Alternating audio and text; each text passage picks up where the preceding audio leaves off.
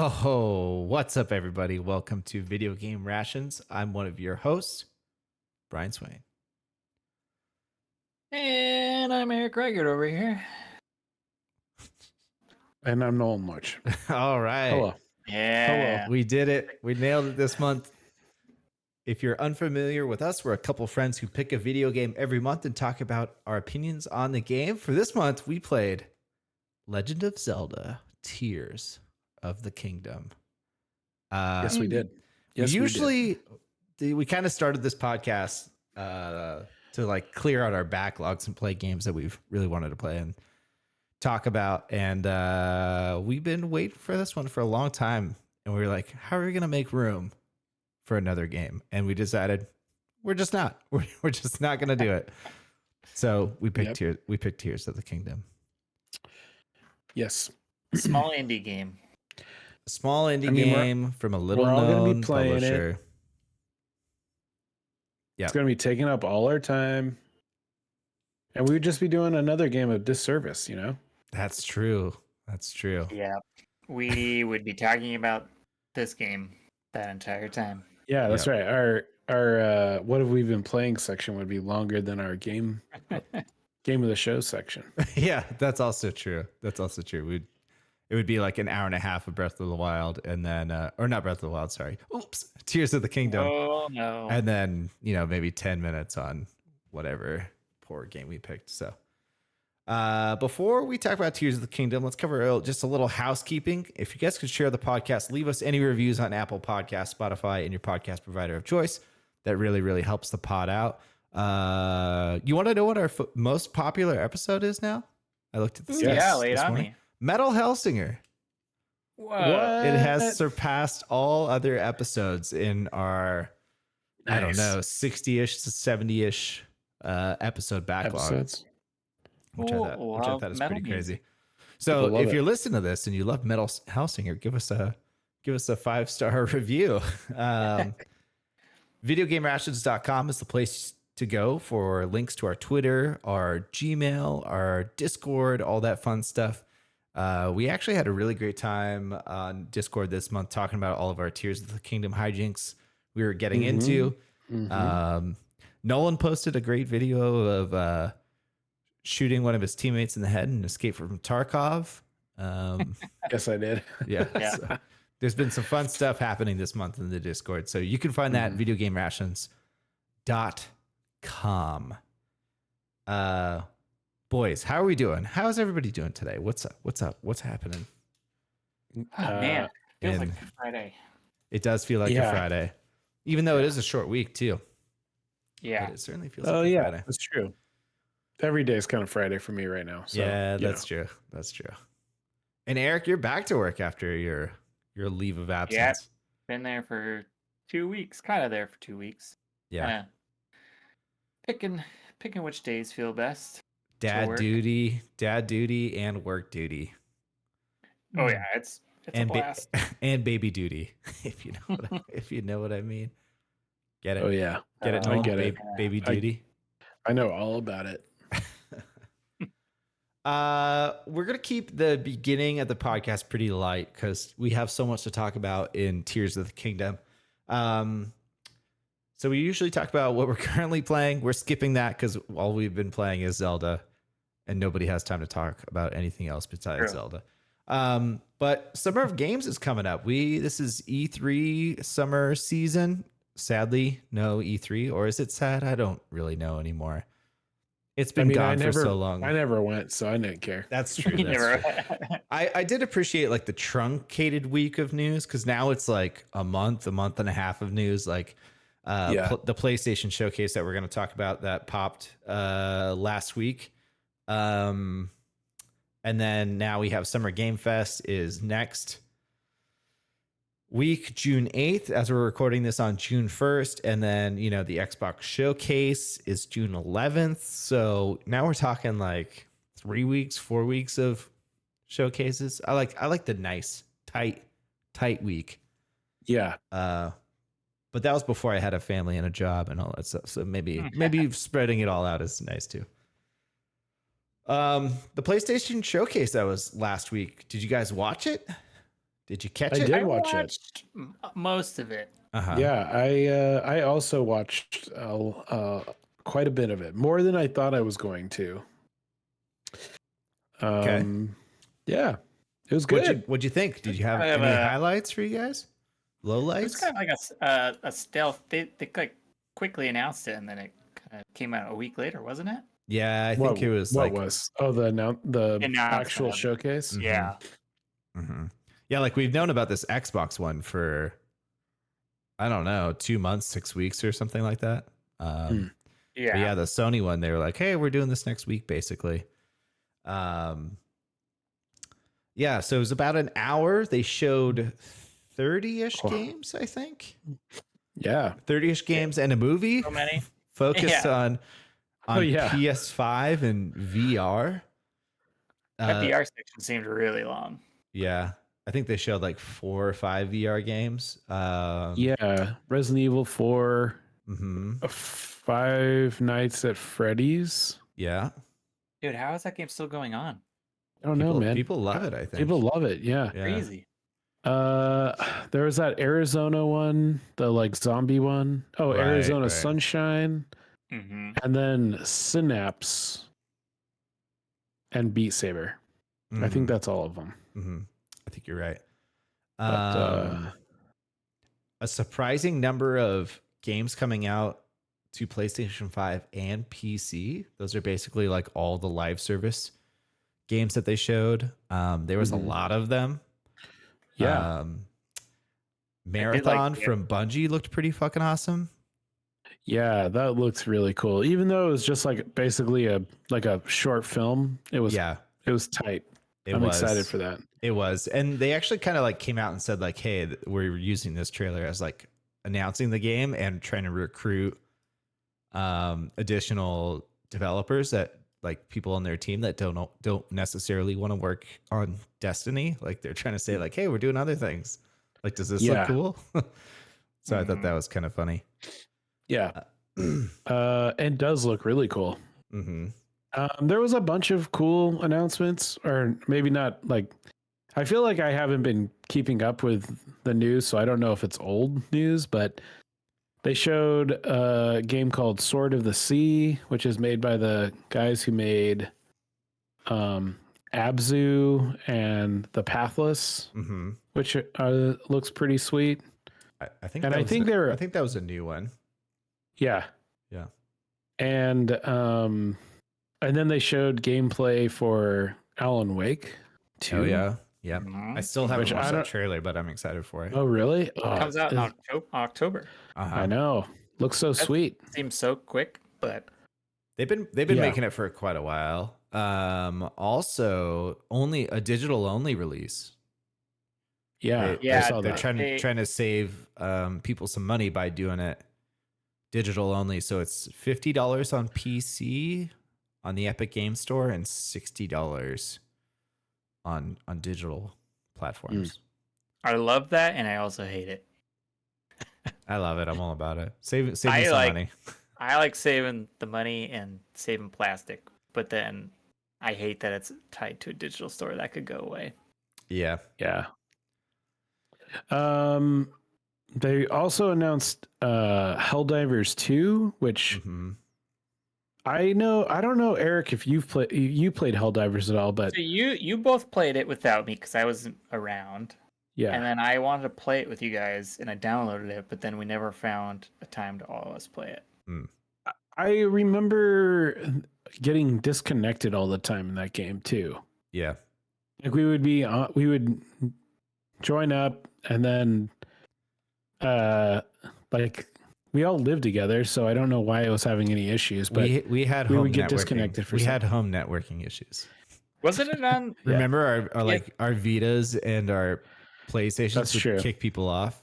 Yeah. Yeah. It was on the Vita, wasn't it? It It was. was on the playing? Vita. Yeah, it was actually one of those like dual purchase games where you could play it on the PS4 and the Vita. Yeah. There was like a copy of each. And that was a top-down version game, and this one's like a third person, like behind the shoulder. It looks pretty cool. Like the graphics look really good. Yeah. And it's like leaning into that kind of like corporate sci-fi theme, which I don't really remember too much of that being in the first one, but I do remember it being kind of goofy. So, but yeah. I thought it was more serious. I was so confused. yeah, there was a lot of like you could. There was what's it called? What's the word I'm looking for here? You could team kill. You could team kill each other. And there was lots of barrels and stuff that you could blow up. So it was kind of like you were getting into like dumb situations all the time, I feel like, in that game. But I don't know. Looks good. I'm excited. Nice. So anything stand out to you, Eric? Yeah, I mean, I think people are just for the Final Fantasy. People just want that game to come out. They probably don't need any more trailers for it. I heard a lot of that, like, because they also just did like a state of play, like a 15-minute, like all Final Fantasy 16, like in the same month in May. I feel like they did that. Yeah, I think that'll be a cool one. I haven't followed it, but I watched, I think, whatever the first trailer was.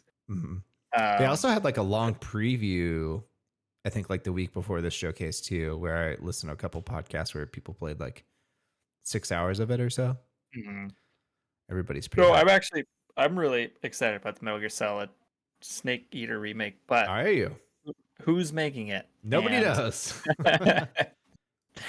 And how, like, are they adding stuff to it, or is it just straight 1-to-1? I'm just so confused. I'm more intrigued than I am excited about.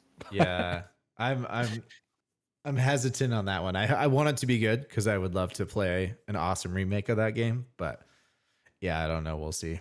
And it, like, in the thing they said, they were like, they had all the original voice actors for it. Did you see that? But they're actually, it's just the original recorded voice lines from the original. It's not like they recast everybody and they're re-recording their dialogues. Right. So I was going to say, would David Hayter even come back? Yeah, I don't know. That's what I was surprised too. And I was like, who knows what he's doing? Kiefer would be. No, Kiefer was not as good. A young, no, he certainly was not as good. I mean, he had way less like things to say in 5, so it was fine. Yeah. But David Hayter. Yeah. Iconic voice. True. Anything else for you, Eric, that stuck out?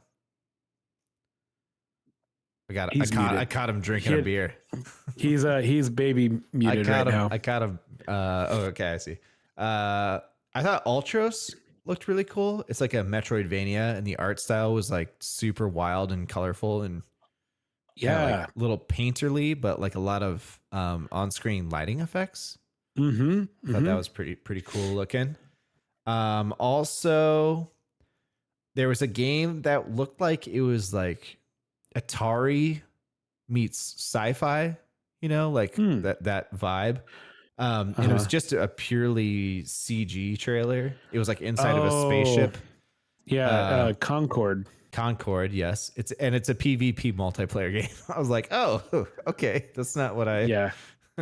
And they didn't say it was that until like after it. They're like, it was like a tweet. It's like, there was a teaser trailer for a new PvP multiplayer game. I was like... I know. Okay. It was so weird. It was just like... I was really hoping for like a cool retro shooter or space game. Yeah, I wonder if it's going to be like a retro, like goofy Guardians of the Galaxy PvP multiplayer game or something like that. That's probably what they're going for. But I feel like there's one other one I wanted to talk about. Plucky Squire. Can't wait for that. That one still looks awesome. Was it a new trailer for that one, or was it like a rehash? I believe so. Okay. I don't need to see more, but I'm excited for that one though. I caught the beginning part and I forgot completely what the game was, and then it got into like the 3D stuff, and I was like, oh yeah, it's 2D, 3D. Yeah. And the other thing, Jim Ryan popped back out on the stage to share some new hardware. One of which was like some headphones, some like earbuds. Some earbuds. Yeah. and then a device codenamed Project Q, which is basically a DualSense. I'm holding up my hands like I'm holding a DualSense controller with a screen smacked in the middle of it. Which I also saw a really funny meme where somebody did Ultra Hands, like the Ultra Hand goo on the sides of the screen with the DualSense controller. I thought that was really good. But it's going to allow players to stream any game from the PlayStation 5 console using remote play over Wi-Fi. It's an 8-inch HD screen and all buttons and features the DualSense controller has. No release date is given. But that was it. Yeah, it's probably a teaser to see if anyone wants to work on it. Like, here's a hype video. Here's an artist rendering of that thing. Looks ridiculous. I mean, I think it's so dumb. I think it's going to be comfortable to use, but it's also going to be like $300 or $400. Yeah.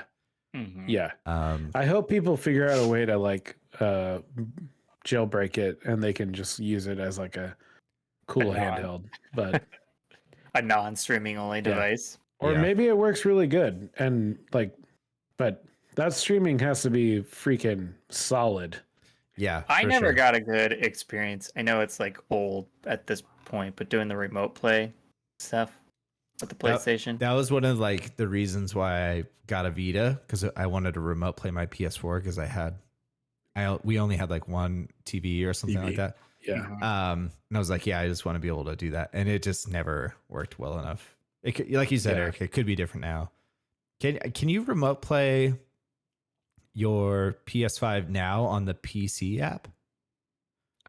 I don't know. I don't think so. Gotcha. I think you can remote play across other PS5s. Oh, okay.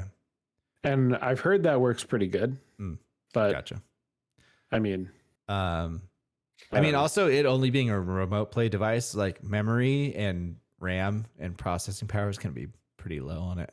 So like even if somebody does ROM hack or jailbreak it, it's not going to be like a jailbroken Vita or something like that. Right. Yeah. But we'll see. I'm curious to see what it's going to cost and how it's going to be received, because it's going to be so expensive.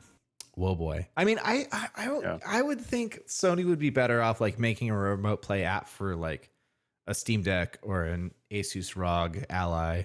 I think that's what it's called, or like some of the other things, like just license that out. Yeah, for sure. Yeah. Who am I? All right. I mean, they are hardware They do like making hardware, though. They do like making the hardware. Yep. They like making and selling hardware. They literally just announced. Oh no, they just released the Sony Walkman, which looks like a Zune, like a new Sony Walkman. What, really? Yeah, it's like a premium item. It's very expensive, and it's a Sony Walkman. Okay, it's ridiculous. So they're no strangers to this kind of stuff. Oh yeah, Spider-Man 2. Duh. They showed like a huge section of Spider-Man 2. Yeah, that was long. It was like a whole mission. Yeah, it was like 15 minutes. I thought the Craven in the beginning stuff was awesome, like the hunter, and then he's like he's going into the city to hunt Spider-Man because someone showed him a tablet of like the ultimate prey. Yeah.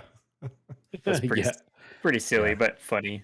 I'm curious how like the Miles Morales like symbiote stuff Peter Parker is going to work out. So it looked pretty cool. Like it did. I was pretty stoked when I saw both of them in the game.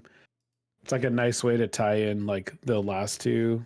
And there's going to be probably some like, Peter, you're addicted to this alien bodysuit. There was already some like there was some super cheesy stuff, like dialogue.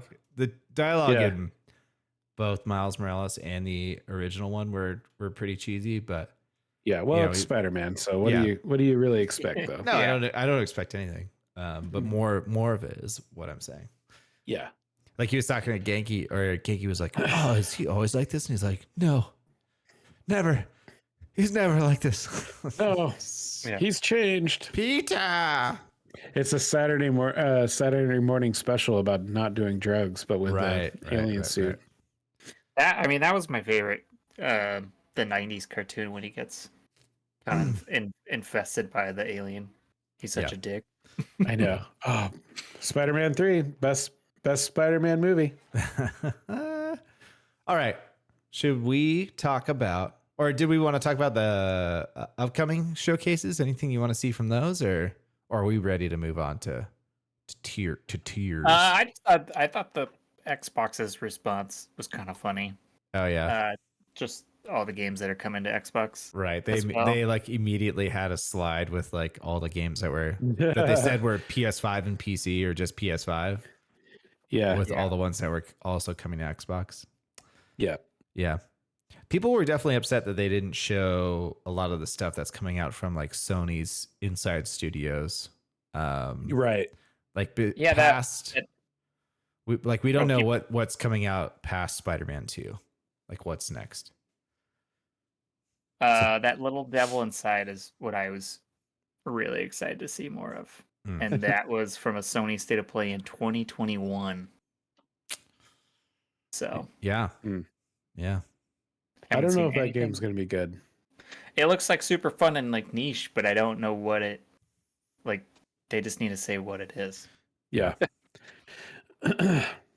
I think kind of a like suggested thing that I thought, because not a suggested thing I thought, a suggested like theory that I heard on a couple podcasts and stuff is that Sony is holding some stuff for Jeff Keighley's Summer Game Fest show, because they did show like last year they had like the Last of Us factions reveal and some other big stuff. They were part of Keighley's presentation, so like maybe some of Sony's bigger things are going to be, you know, for that wider audience show that everybody's tuning into. Yeah, was the theory. What was the other? What was the German thing they used to do all the time? Gamescom. They still do that? Yep, every year. Yeah. Like that's their other big one, because they used to never show like stuff in the US, and then that one came. Yeah. And now it's like kind of the opposite. They're showing more stuff in the US. Yeah. I'm excited to see that Starfield Direct from Xbox, especially since that game's coming out in September. Curious. Oh man. Why are you shaking your head, Nolan? Because I can't wait. You're ready for the dumpster? I can't wait for people to be like, what is this broken mess of a game? And we'll be like, it's a Bethesda game. Yeah. Dude, they've already been ripping apart based on like the first 2 trailers. I know. I thought it looked good, but I've also my expectations are right where they should with a Skyrim / Fallout game, which is an open world goofball festival. Yeah. So it's gonna be great. Yep. I'm really excited for Team Cherry to come out and just drop like stealth drop the new Hollow Knight game. So that's gonna be great. That's gonna really make my summer. You think that's happening? Oh yeah. This is it. That's gonna be the big one at the Keeleys. Everyone's gonna have the best summer ever. What about that chibi dance music video game? Oh, that wasn't Doki V. Yeah, Doki V. Yeah. That was just like a random like, hey, we got Doki V assets and we're making like this motion captured concert. But the game is like a open world Pokemon looking game. Yeah, I was gonna say it's like Pokemon, right? Yep. Yeah. I don't know. We'll see. That was a wild trailer I remember from last year. It was so random. It was. Hollow Knight 2 is gonna like steal. It's gonna snatch Game of the Year from Tears of the Kingdom, Resident Evil 4, Starfield. It's gonna just drop. Silksong. There we go. Silksong. Yeah, it's just gonna come in and take the show, take the reins. Yep, it'd be amazing. Yeah. Yeah, and I don't know if we'll see any Stalker 2. They keep getting it's supposed to come out this year too, but I just can't see that happening with Did you like see what everything they that's going on. Did you see what they tweeted out today? I saw like because they got hacked and someone released like a build of their game. Yeah, Russian hackers are getting into their servers and taking dumping information out, and they're like, we want this to be the best game possible, please don't look at it. Like, those dudes can't catch a fucking break. I know. I imagine at if it's at the showcase next Sunday, a week from Sunday, then it'll be out this year. If we don't see it, then maybe 20. That last trailer was really good, so I'm hoping. But yeah, I don't know, too many games, just so much good stuff. Too many games. That Xbox showcase, they've been teasing Fable apparently. So yeah, that'll be cool. Yeah, that'll be cool. And that was supposed to be 2 games to drop your jaw. Your draws. Two games. 2 games gonna drop your drawers. Drop your drawers. Keep those drawers up. All right. Keely knows how to do it. Let's move on. Let's move on to The Legend of Zelda: Tears of the Kingdom, a 2023 action adventure game developed and published by Nintendo for the Nintendo Switch. It is the sequel to The Legend of Zelda: Breath of the Wild. Tears of the Kingdom remains aspects including the open world of Hyrule, which has been expanded, Eric. It's been expanded. It's not copy-pasted. To allow for more vertical exploration. The player controls Link, who must help Princess Zelda to stop Ganondorf from destroying Hyrule. Developed and published by Nintendo, like we mentioned. Applicable awards. Are you ready for these ones? This is kind of a goofy thing I pulled. Already? The Game Awards 2020 Most Anticipated Game nomination. The Game Awards 2021 Most Anticipated Game nomination. The Game Awards 2022 Most Anticipated Game, which it won. It won in 2022. Well, I'm so proud of them. Yeah. Metacritic, it's currently sitting at a 95. Very nice. The highest game of the year.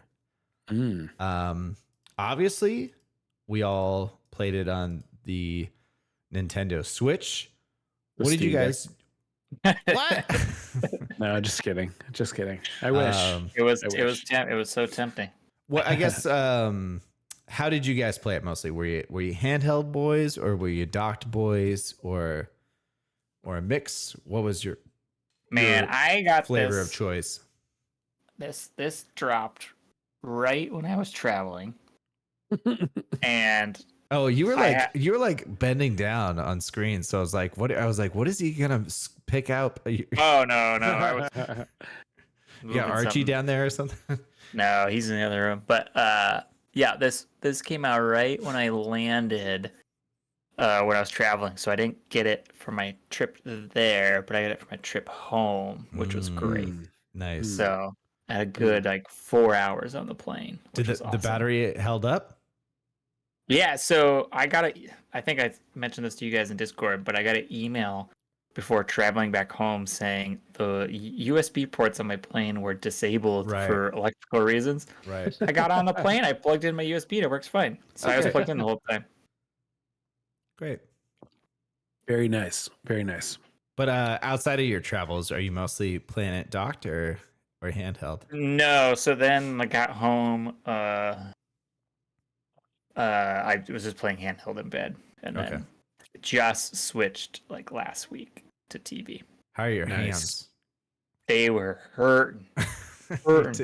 Taking a bunch of ibuprofen and. Dude, I was so tempted to get those attachments or anything just to make my hands not hurt anymore. Yeah. But then I got stick drift. It finally hit me. Oh no! I got it. No! Terrible. Sucks. That damn stick drift. Terrible.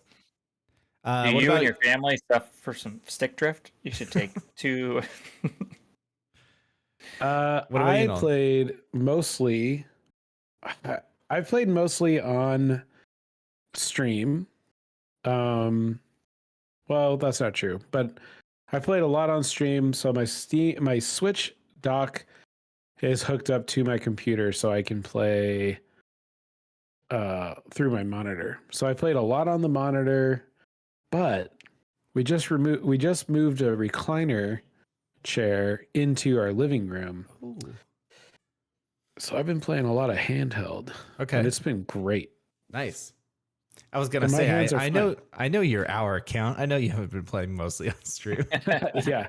No, I definitely didn't play as much on stream. But yeah, I've just been playing handheld mostly or in bed. And it's been awesome. Nice. I have a very light grip on that controller. So Yeah. my hands are pretty nice. You have Nice. bigger hands than me. I got bony little. Yeah, but you have a death grip, man. It's true. Like when you're Gripping too tight. I forget what game we play, but there's like one game where you always hit an extra button because you're really just like not gonna drop that controller. I still do that. Yeah. Think I have about a it very like light drumsticks, touch. Eric. You gotta be ready. Oh no. Yeah, Yeah. you gotta have those fingers loose. You gotta break the wood. You really are, you're pinching the back and the joystick or the Joy-Con, like, Yeah. and then the rest is all just loose and free. Yeah. But Pro sorry. Controller is the best way to play. I will without say. a doubt, the Pro Controller is so sick. I have played mostly docked, maybe 3 or 4 hours handheld of my 16 or 17-ish hours. I too have just done HDMI out for my monitor into my dock so I can quickly run over and grab it while my wife can still use the TV. Mhm. Just because it's nice. I like the Pro Controller experience too. And after playing so much on the Steam Deck, I find the Nintendo Switch to be insanely uncomfortable and very small. So I have been trying to play it docked as much as possible. Nice. I'll keep going with my stats. Let me pull up my stats here. Just also, I can go because I have the least amount of stats, and we can Unofficial work our way up. Your note taking stats. Right. So according to the Nintendo Switch, I am over 15 hours, which means between 15 and 20, since the Switch only logs in 5-hour increments, like a freaking, I don't know, idiot console. So I have 6 hearts. I have only unlocked 3 regions. So it's like, what have I been doing this whole time if I've played for that long and I've only done 2 Sky Tower? Brian, just or you wait. 3 Sky Towers. 0 temples. And then I have on the loading screen, I have 3 blessing tokens, blessing tiers, blessing seeds. Do we know? Those are So the ones currency. your unspent ones. Spirit bombs. Right. But what is it called? Spirit Will? blessings? Wills, isn't it? Wills? I don't know. Nobody knows. The things you need 4 of to turn in. Who could say? Who could ever say? I have 3 pocketed. I have 3 in my pocket. I've cleared 15 shrines, only 2 of roots in the depths, 14 Korok seeds, and 428 rupees in my purse. Whoa, you're loaded. Where'd you get all those rupees? Helping the man hold up his sign, basically. You selling stuff? I am selling a couple of things. In the menu, in the items, there's like topaz and ruby, I think. The fuse power is really low on them. And it says in the item description that this has been a valuable trading currency for years. So I figure like those are just for selling and you get a lot for those. I had a topaz rod that was pretty good, but I'm trying to think of. Yeah, I haven't sold any of that stuff. I haven't sold really anything. I sold some monster parts. That's better. It sells for good money. Yeah, that's for sure. Eric, you can go next since you have the second. I got them pulled up here. We'll let Big Daddy Nolan go last. 45 hours. Damn. Or more. Right, of course. 1 stamina upgrade, 7 hearts. The no battery upgrades. 14 little shrine things I need to turn in. I am very bad at turning them in. 30 shrines. Yeah, 14's a Eight. lot.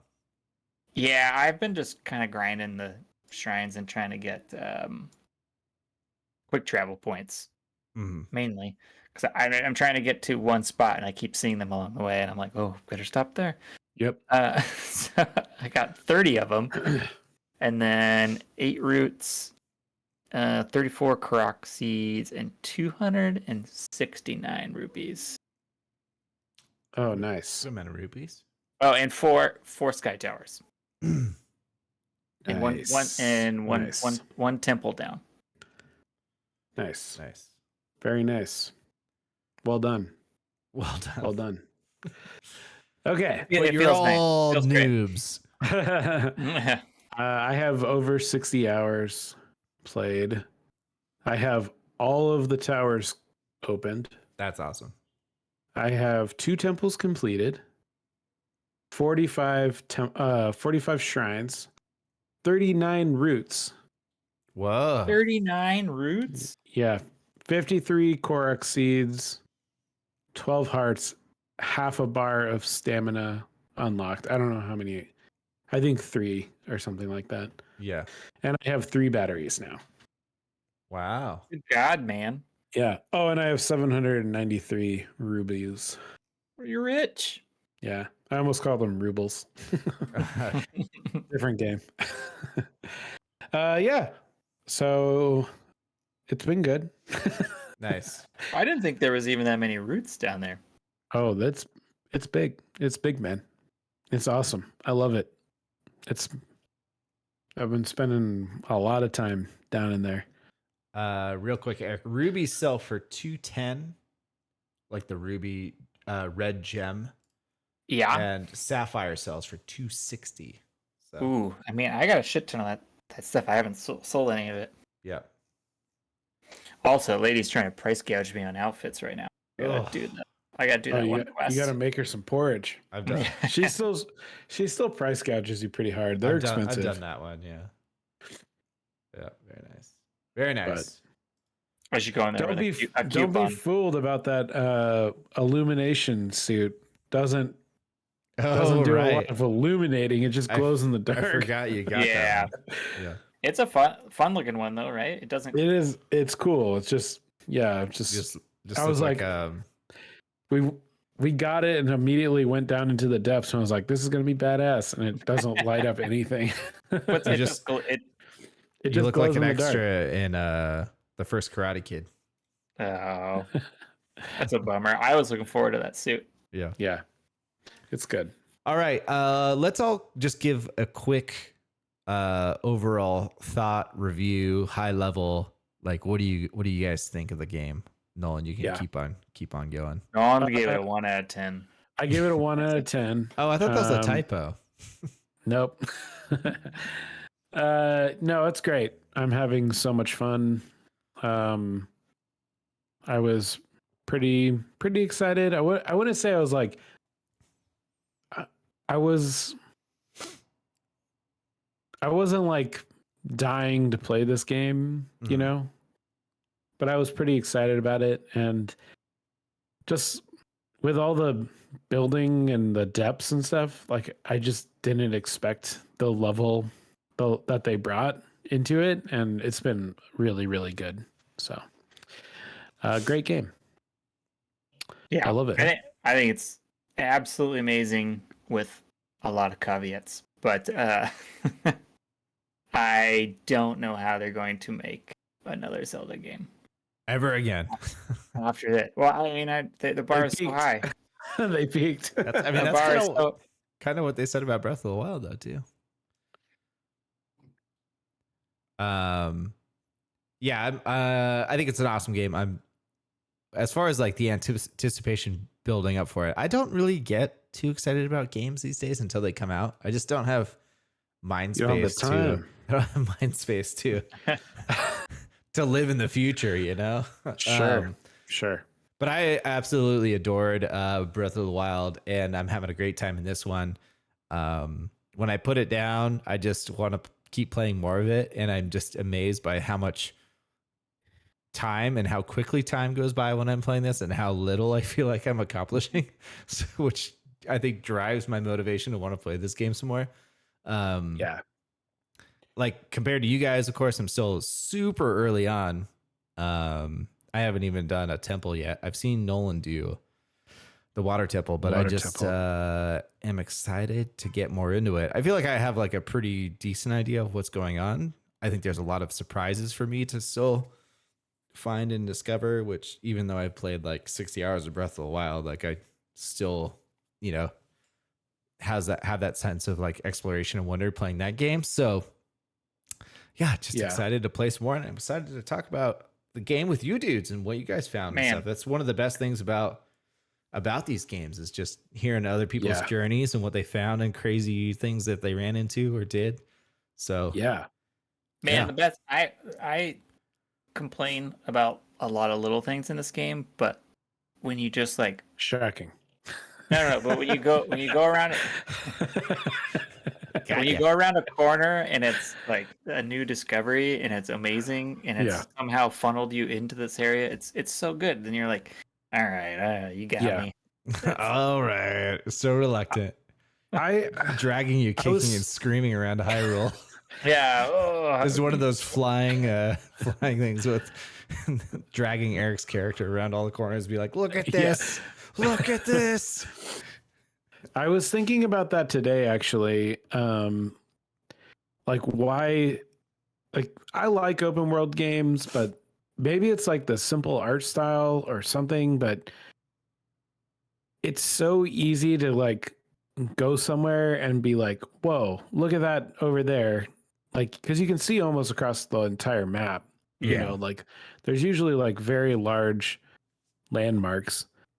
And then it's almost always rewarding to go to it. It's crazy. Like I feel like a lot of open world games like don't capture that. Well, because they drop a bunch of landmarks on your map. Right. Or like they're focused on like more of a more, linear story or something like that. Like that's where like the good stuff is. And like the expansive world is cool, but it's really just like a large set dressing where I feel like they just got the exploration down in this game so well. It's crazy. Yeah, I mean, Breath of the Wild was the same too. It was like the best part. Yeah, I feel like I just was scratching the surface of Breath of the Wild before this even came out. Yeah. And I switched gears. I think part of it too is like you see so little of the game before it comes out. Like they had a couple trailers and like a 15-minute like here's the game, here's what you're gonna do, like so you don't get a lot of what all the regions and everything's gonna contain or enemies or anything like that. Like true. Even that 15 minutes they just showed you like Tutorial Island a little bit, and maybe like when you first dropped down in Hyrule, and that was it. Yeah. And Breath of the Wild, like that game changed so many times in development. Like I still feel like we barely had an idea what that game was going to be. But whereas like something like Far Cry comes out, it's like, here's what you're doing every minute of this game. And you're just like repeating the same objectives. And I'm only mentioning Far Cry because Ubisoft just makes every game is basically open world. Like, you just kind of figured it out at this point. Like, what they're all going to be like, and some people really like that, but the sense of exploration that you get in this game. And I compare it to Elden Ring a lot to Breath of the Wild too. Had that same sense of like wonder, and Elden Ring barely showed any of that game too, I think. That's what I was kind of wondering about your guys' experience. We can talk about that later, but your like experience with Elden Ring compared to this too. Because that's very the map's like empty, right? Basically. What do you mean? Like it's not really, that game doesn't tell you where to go at all, right? It just says like go like north or something. Mm-hmm. Yeah, they're like the way they added when you would unlock a bonfire or whatever point of grace or whatever they call it, and there would be like an arrow or a trail on your map that would show kind of like a direction of like a point of interest.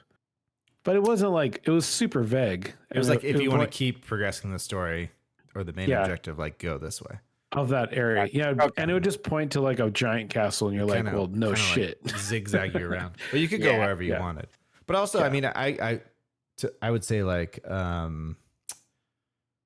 least the most recent Far Cry games I had, you just had like a big tower you would climb up to and unlock portions of the map. But the most recent Assassin's Creed, like they didn't really have that eagle view thing or whatever. But anyways, that's super sidetracky. Right. Yeah, it's a wild game. All right, Legend of Zelda story. Link's victory over Calamity Ganon in Breath of the Wild has allowed Hyrule's residents to begin reconstruction of the kingdom. Several years after Ganon's defeat, an unknown substance causing illness seeps out from beneath Hyrule Castle, with Link and Zelda investigating a cavern beneath the castle where the substance originated. There they find the Zonai ruins, telling the story of a great battle and witnessing a mummified Ganondorf's awakening. Ganondorf's powers corrupt Link's right arm and shatters the Master Sword, with Hyrule Castle being sent floating upwards into the sky. Yeah. That's where the game starts. Yeah. When will they learn to stop messing with a somewhat lengthy like cutscene intro section that I don't really remember from a recent Zelda game. I thought the intro was awesome. Intro was very good. Jumping into the tutorial island was not the best experience, but I thought it was just fine, but yeah. I liked it better than Breath of the Wild, where it's like, you've woken from your 100-year slumber. Yeah. Go do my tasks for me, Link. Oh yeah. And it's just the king or whatever. Yeah. The Ghost King. Yeah. It does feel like they doubled down on the story in this game. Like you're getting cutscenes all the time in this game. Mm-hmm. And in Breath of the Wild, like I think it's like narratively driven too. It's because Breath of the Wild was like there's only a couple towns, like everyone's kind of all messed up from the calamity. And then this is, like after that, so everyone's rebuilding and there's people all over the place. Mm-hmm. And like there's like way more travelers, like main characters are traveling to different like locations and stuff. And it's awesome. Like I'm surprised how much story is in this game. Like it's more than like any other Zelda game I've played, really. Yeah. Yeah, it feels more lived in than Breath of the Wild for sure. Yeah. I do like how everybody knows who you are. They're like, oh, the what is Sword it Master, legendary Sword Master, legendary Sword Master. Yeah, and everybody knows what Zelda isn't up to. Right, but they still act like they're like, oh, you look like the legendary swordsman. Yeah. Oh, you are? Yeah. It's like, yeah, dude. How long have and he just like shrugs. Yeah. This was something that we were talking about on the stream. We were like, how long has he been gone? Yeah. Like, did they forget? Like, has it been 10 years? And they just like refuse to give you like a timeline. I know. Yeah. It's funny. It's good. The only timeline you have is his hair growing. I know. I thought about cutting my hair off and seeing how long it takes to grow that to his length. just to get a feel for it. Yeah. Yeah. It was a very cool like intro sequence and like kind of surprisingly, I mean, I think Breath of the Wild was surprisingly dark in some of the cutscenes and monsters and stuff, but when that like Ganon mummy starts waking up, I was like, oh my god. Like, yeah. Like, yeah, for sure. I was like, are we going full Majora's Mask here in this game? Like, yes. not quite, but yeah, it's definitely got its weird parts for sure. So Nolan, you're the furthest. Like, how do you think how well do you think the story is being told through the game and like your exploration and stuff? Because I don't know about you, but it was like, I think the northwest area is where it wants you to go first, and I'm like, bah, I'm going southeast, baby. See ya. So I did like I tried to unlock as much as I could before I went to any like temples, and so I was like really focused on just getting all the towers and stuff like that. Mm-hmm. But I mean, there's more callbacks to Breath of the Wild than I was expecting. I guess. Mm-hmm. Like like not just like the main kind of Pura and the other researchers. Goggles? Goggles. Yeah, Robbie? Is that Robbie? Yeah. I think it's Robbie, yeah. But like even the what's the ninja clan that you're fighting? Yiga? Iga, yeah. Oh my, they're my favorite. They're so good, and they seem like so much more fleshed out in this game. Like, because in Breath of the Wild, you fight like when you defeat the Yiga clan like boss, he falls into a pit, and he fell into the depths, and now like the depths is like their home base almost. It seems like. I'm like, that's such a. I guess I just didn't expect that to be put together in this game, and it's just kind of a cool thing. Well, it's like at what point were they planning this game? Oh, you want to know? Yeah, was it exactly while the other game was still happening? Well, I guess so. The main kind of like development thing here is that Tears of the Kingdom was conceived after ideas for Breath of the Wild's downloadable content has exceeded its scope. I guess was like kind of the main thing. Mm-hmm. So, but I would imagine that's more like the powers and things that you can do with like the old Sheikah slate, you know, than it was like the story. But yeah, yeah, the DLC just added a couple dungeons in like Master Quest, right? There was like a challenge mode. It added a whole new like dungeon too. Yeah, that was the challenge mode, right? Where it's like you're dropping the levels. There's like 10 no. To get the motorcycle, you have to do like a whole new dungeon. Mm-hmm. But then there's like the challenge mode. Gotcha. That's like a roguelike or whatever you want to call it. Yeah, I never did any of that stuff, and it was this game and the DLC seemed completely different. Yeah. So like when they were planning all that stuff, it seems like they were just like, all right, let's make the next one. Basically. Yeah. Right. Yeah. But I mean, as far as the story element stuff, I wouldn't imagine. Or maybe they were like, motorcycles. What if you could build your own motorcycle? And it does feel kind of like that. They're like, oh, the motorcycle was cool. Yeah. We should build it. Yeah. For sure. Yeah, I don't know. It's really fun, like seeing how much more fleshed out everything is. Like, I feel like I could count the amount of like memorable characters there are in Breath of the Wild, and this one I literally can't even remember all their names. Like, there's so many. Yeah.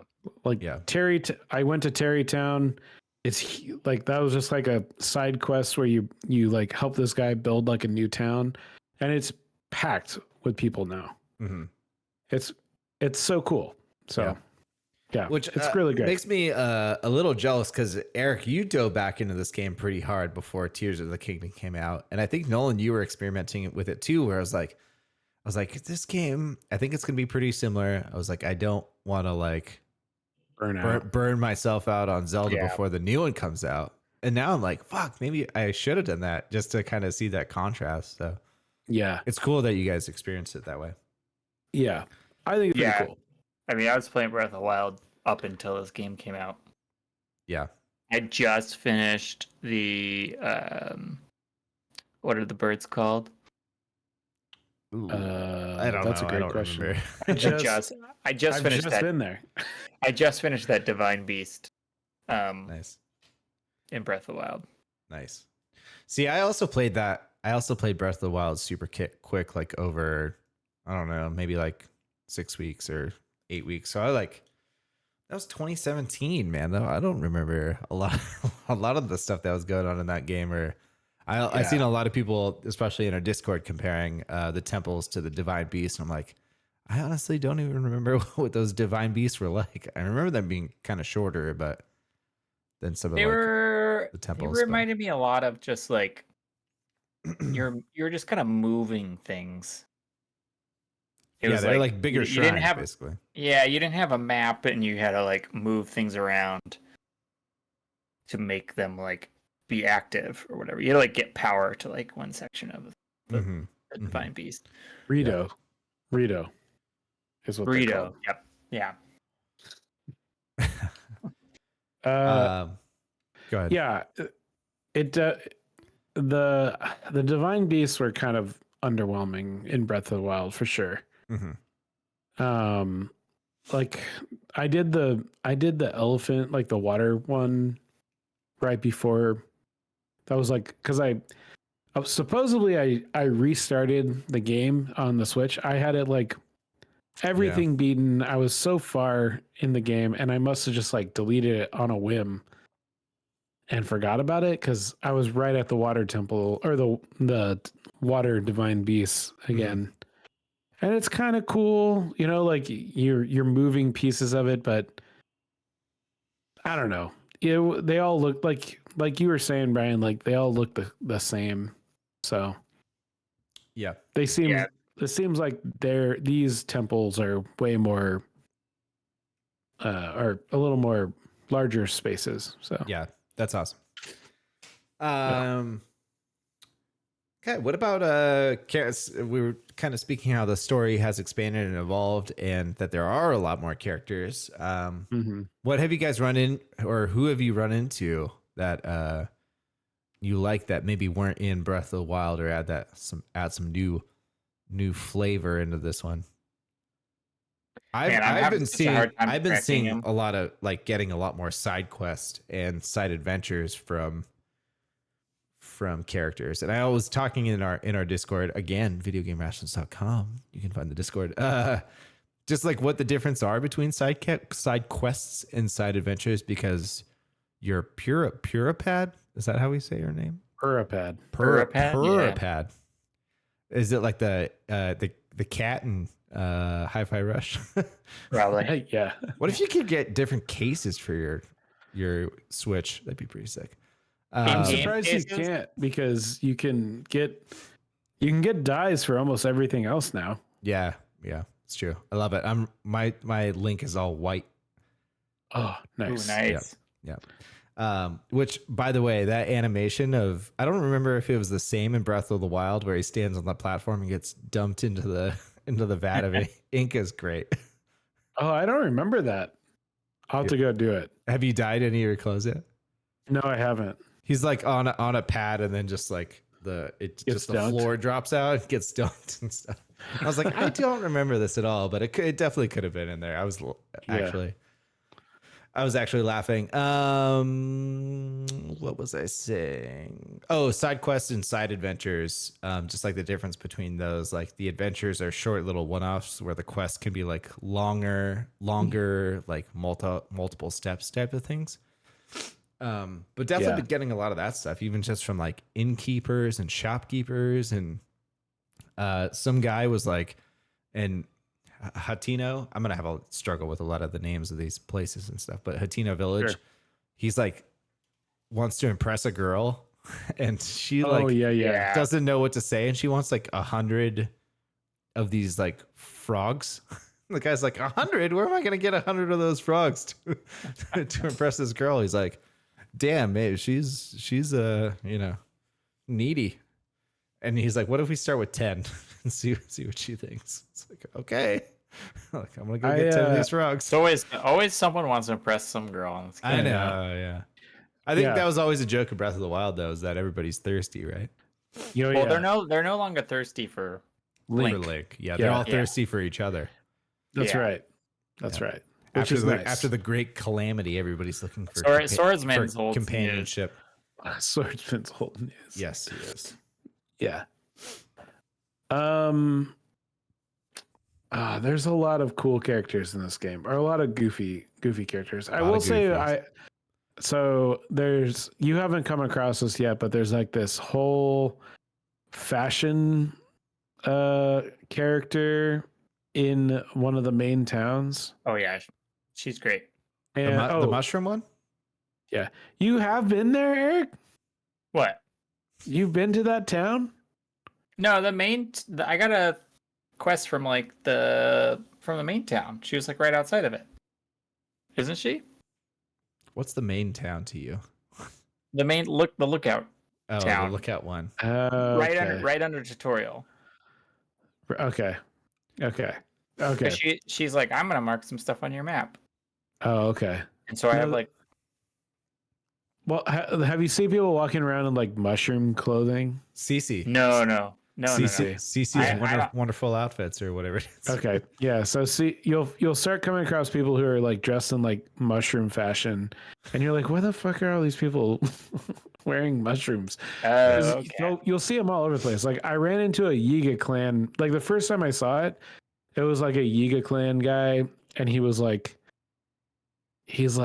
I'm here to rate your fashion. And I was like, sweet, this is what I want. Like I love finding the good outfits.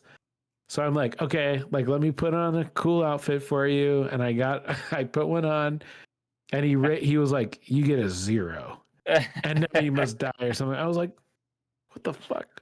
I don't know. I didn't know why he was dressed that way, because I haven't gone to the main town yet. Mm-hmm.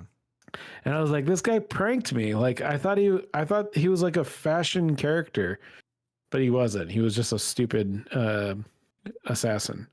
Dude, But that's their whole thing. It's hilarious. it is good. It's so good. But then when you go to this town, there's like mushroom sculptures everywhere, and half the town is like all about the fashion, and the other half hates it. It's good. It's just fun, you know. See, I've It's not done that. Like a real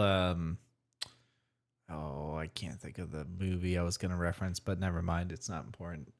Keep going. Dr. Seuss. Yeah. Yeah, sure. Upside down toast versus Yeah. butter your toast. Dirty Dancing. Butter the toast. Dirty Dancing. Oh, Dirty Dancing. Yes. That's it. That's the one. That's right. Yeah, I don't know where I saw her at, but she gave me the quest to find more outfit. Nice. I'm gonna have to go look for that because I need more outfits. You didn't find her, and she's like, here's where I think outfits are on the map. I did not find that one. Yeah, you guys aren't fashionistas. No, certainly not. Also, Colton and shoot, what's his brother's name? The two weirdo dudes that you met? The two weirdo dudes. They're great. I don't know the weirdo dudes. The monster guys. Oh, right. The shop ones that we saw on your last stream. Yeah. Yeah, one of them wants he wants to eat the bubble gems. Yeah. And every time he does, he's like, I can feel it inside me, but I need more. It's good. Yeah. I'm trying to find those people because I just got someone just mentioned them. They said those weird two dudes or something. Yeah. So one of them moved to Terrytown, and now he wants you to take pictures of monsters so he can make like sculptures of them now. It's sweet. Nice. It's pretty sweet. Nice. So, yeah. What about you, Eric? You run into any characters or anything you wanna bring up? I had someone on my list. Let me find. Looking at the list now. No one like huge yet. I haven't really talked to too many people. I've been to the water town, so I've talked to like Sidon. He's like the king's son or whatever. Right. The king was a king in Breath of the Wild. Yeah. Yeah. He's huge. I do not remember him being that big. Yeah, he's like he's huge. Giant whale guy. Yeah. I do love like the sense of scale in this game because like Link is such a small character compared to like almost everything. You know. Yeah, like, he's tiny. Yeah. Yeah, I didn't have anyone too notable yet. I'm still like I gotta talk to more people. What's up with Ganondorf? Why is he like 12 feet tall or whatever compared to you? You know? Yeah.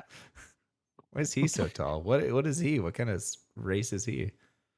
Isn't he Gerudo or whatever? Oh yeah, I think you're right. Those guys are big too. Yeah. Yeah. You're just a legendary swordsman just getting by. Yeah, he's just You're just a regular ass dude. Just an average Joe. Yeah. Yeah, I unlocked some of the desert stuff, and I'm curious to go over there still because I want to see what's all up with them. Nice. But no, not too many like big people. Just the Robbie and Impa are like the two I've really talked to the most, and Pura, that's the other one. Yeah. But I keep finding people just like randomly. I'm doing like a cave crawl or something, and there's someone in there. I don't remember who they are, but they're like, "Oh, you found me" or something, Yeah. Have you guys helped the sign man very much? I know this is probably kind of a boring thing, but he's just holding up the signs for what's his name? Sure have. Yeah. You get some good rupees out of that and other elixirs and whatnot. It's definitely worth it. He hooks you up. Oh, it's super easy. It's kind of just like a little like, hey, use this to do a couple things, like just a quick little skill check, and you get a nice payout. Mm-hmm. Dude, I make the jankiest things. I made a snowball. I rolled a snowball down the hill and then I put it under there. Nice. It worked. Yeah, as long as it works. There was one I did that was kind of tricky. He was like up on a peak, so there wasn't like a flat surface to put stuff. So I kind of had to make like a little like bipod that would hold it up. But we got there. It took a couple tries, but he gets just so disappointed when he drops a sign. Too bad. He's good. Don't make me do my impression. I do like to. I do sometimes just let go. Just let go, man. And just then watch he drops it. Drop. Yeah. You're like, fuck you, dude. The disrespect. He's so mad. Jeez, Nolan. Jeez. All I'm right. just trying to teach him a lesson, like you gotta just be free sometimes. Yeah, of course. Mm-hmm. So these upcoming topics are gonna be major points of conversation, I'm sure, where we talk about the design and the game systems in which you have all these crazy new abilities that have to deal with like a ton of physics. And how did this all work on a 7-year-old ass Nintendo Switch and all that fun stuff? Know. Old and busted. I saw like a couple articles where like developers are wondering how this was possible. I don't know if you guys saw those kind of. Is that just like YouTube-y clickbait stuff, or is it? It kind of seemed like it. I didn't really dive into it, but also I was like, damn, they figured out a ton of shit in this game. So yeah, I mean, because you really look at it, it's pretty stripped down and more about art direction versus. Certainly is. For sure. Yeah. Which kind of had me think of like the whole climb everywhere conversation, that was like when Horizon Zero Dawn came out immediately after this game, or was it before? But they were like, Wild. Yeah, but they were like, well, you can climb everywhere in this game, so it's gonna be better. And then Horizon Zero Dawn Forbidden West, they were like, well, this game you have to climb everywhere. Like they just have to do that to be better than Breath of the Wild, and they still didn't do it. They didn't do it. Yeah. They didn't do it. It's got to be something to do with like the graphic fidelity and what you can climb and can't climb. And for the sure. Animation involved and all that stuff. Those meshes are so much more dense, and like, could you imagine trying to climb in the rubble of like one of those buildings in Horizon? It would be horrible. Yeah, totally. She would just be like changing axes on different surfaces constantly. Yeah. I think that's like what's so simple about Breath of the Wild is you get to a face and it's just like a texture on like two planes like this. Yeah. And it's Yeah. Oh, okay. That's how they're getting around this. And you're like, you're planning your route based on it because you're like, I can stop and rest there. Yeah, I can walk. Refill my stamina bar. It's so good. It's like you actually plot like a line going up up a hill. It's really rad. I love it. Yeah. But in Horizon, that would be modeled rocks that you would not be able to climb on. Right. Like you would see all the geometry of it. Yeah. Of But course. when you speak to the art, so the art direction and I guess the overall graphic fidelity and stuff is my biggest beef with this game. But sometimes I like stop and I'm like panning around. I'm like, God damn, this game looks so fucking good. But then you get into like Kakariko Village for the first time and you're like, oh wow, this really runs like shit now. Because Nolan, you mentioned the villages are like so much more populated now. Yeah. And if you pan the camera like 90 degrees, like it is so stuttery. Yeah. I think you drop below 20 frames a second sometimes. When you go into like a forest area, like the surrounding forest of that first village you go into with like the big circle runes on top. Mm-hmm. I was just looking for some. I was looking for some honeycombs or whatever for a side quest, and it was so choppy because like the wind was blowing all the leaves, and there was like more than 3 trees in the forest. I was like, okay. I mean, I get it. It still was fine. Like, I mean, it was probably running 20 frames a second or whatever, but it was a noticeable drop in frames. But yeah, then you like go into an open field and the sun's coming over the hill and there's like the grass is blowing. It's like picturesque and you're like, damn. Yeah. I don't know. Yeah. It's nice. Yeah. It is nice. I think playing it in handheld also helps. Like it looks good in handheld. For sure. Better than it looks good on like a bigger screen. Right. So because when I play it on my monitor, it looks really low res. It is compared to higher resolution on the screen too. Oh, is it? Yeah, it drops because or is it better frames? I can't remember. There's some performance toggle that happens when it has to output to a screen than when it's handheld. I can't remember what specifically it is. But yeah, I basically had 3 scenarios. I was playing in my living room on like a 60-inch TV where I'm sitting like, I don't know, 10 feet away from the screen where I'm like, oh, wow, this game looks really good. Whereas when I moved it to my computer monitor, it's like a 24-inch screen that I'm sitting like this close to right now. And I'm like, okay, like this looks like the shadows are super jaggedy and you can see like if you're not moving, the shadows like look fine. But as soon as you start moving, they're just like jumping all over the place. I'm like, okay. And then the really framey parts in the villages and stuff like that. I'm like, but still, like you said, when you stop and just take a look, like, looks great. Yeah, it looks great. But then you see the 4K 60 FPS videos on Reddit and you're like, oh, I want that. How do I get that? Yeah. Seriously. Like, but even they haven't figured it out past Tutorial Island either yet. So right. But I mean, like playing Breath of the Wild on a ROM, like it's amazing. It is amazing. It's so good. Yeah. I'm jealous. It's just like the community. No, I was just gonna say the community can do so much that a developer decides not to do. Yeah. Like, or they just don't have the time to do. Like they have to. They built it for like the Switch, not for computer. Right. And it's been out for 7 years, and still the mod has been. Like the modding community has been working on it since then. So, yeah.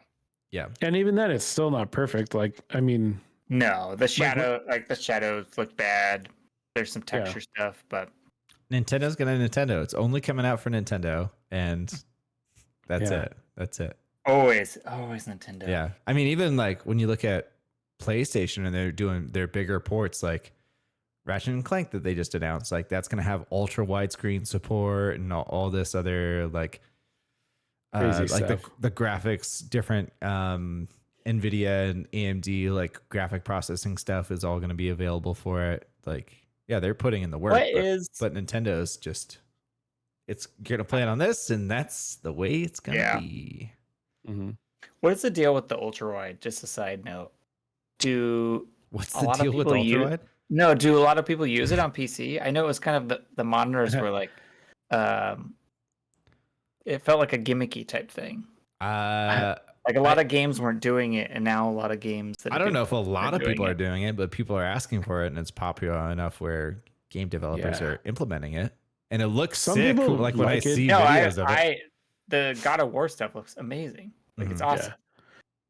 I mean, like racing and stuff. Like I could see like racing being really cool, or like a space game would be really sweet. But yeah, I don't know. Like, I mean, it looks really badass, but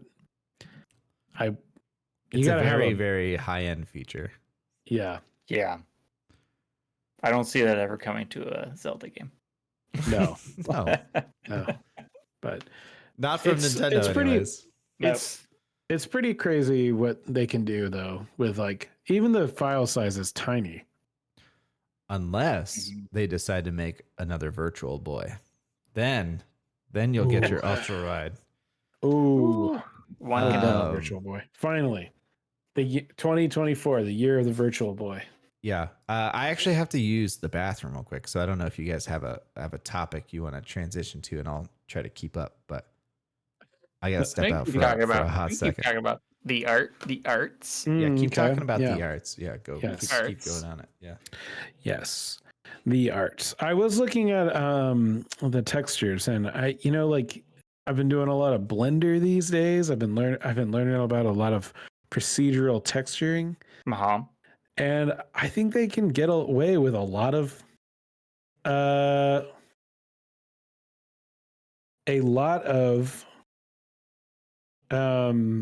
excuse me, sorry. They can get away with a lot of procedural texture. I think that it's really easy on the CPU to make procedural textures. That's what I'm trying to say. Yeah. Rather than having like 4K textures, you know what I mean? But that's mainly the difference between Breath of the Wild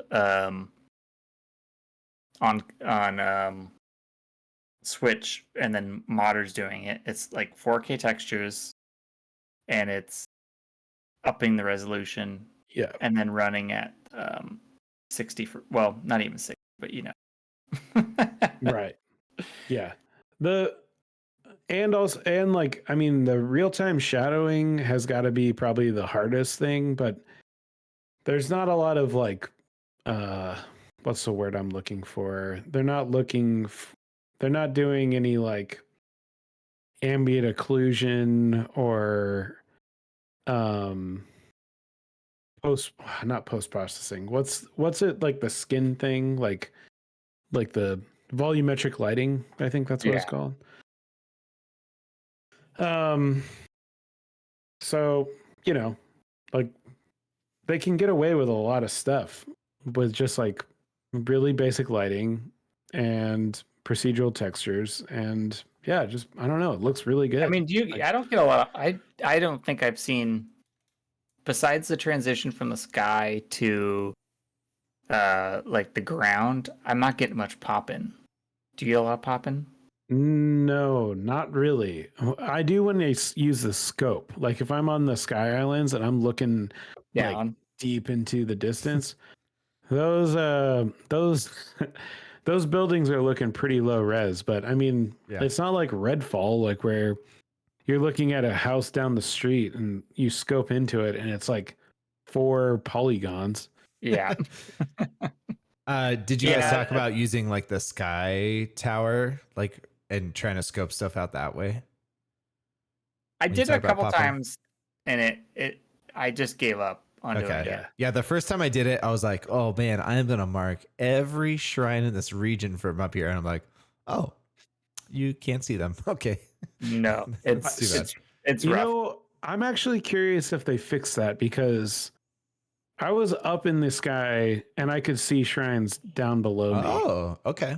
So maybe it was something that they patched in. Okay, this was like the first weekend I tried to do that, and I haven't tried it since. So I definitely can't like confirm that, but I remember you talking about that, like how they were not loading in. mm-hmm.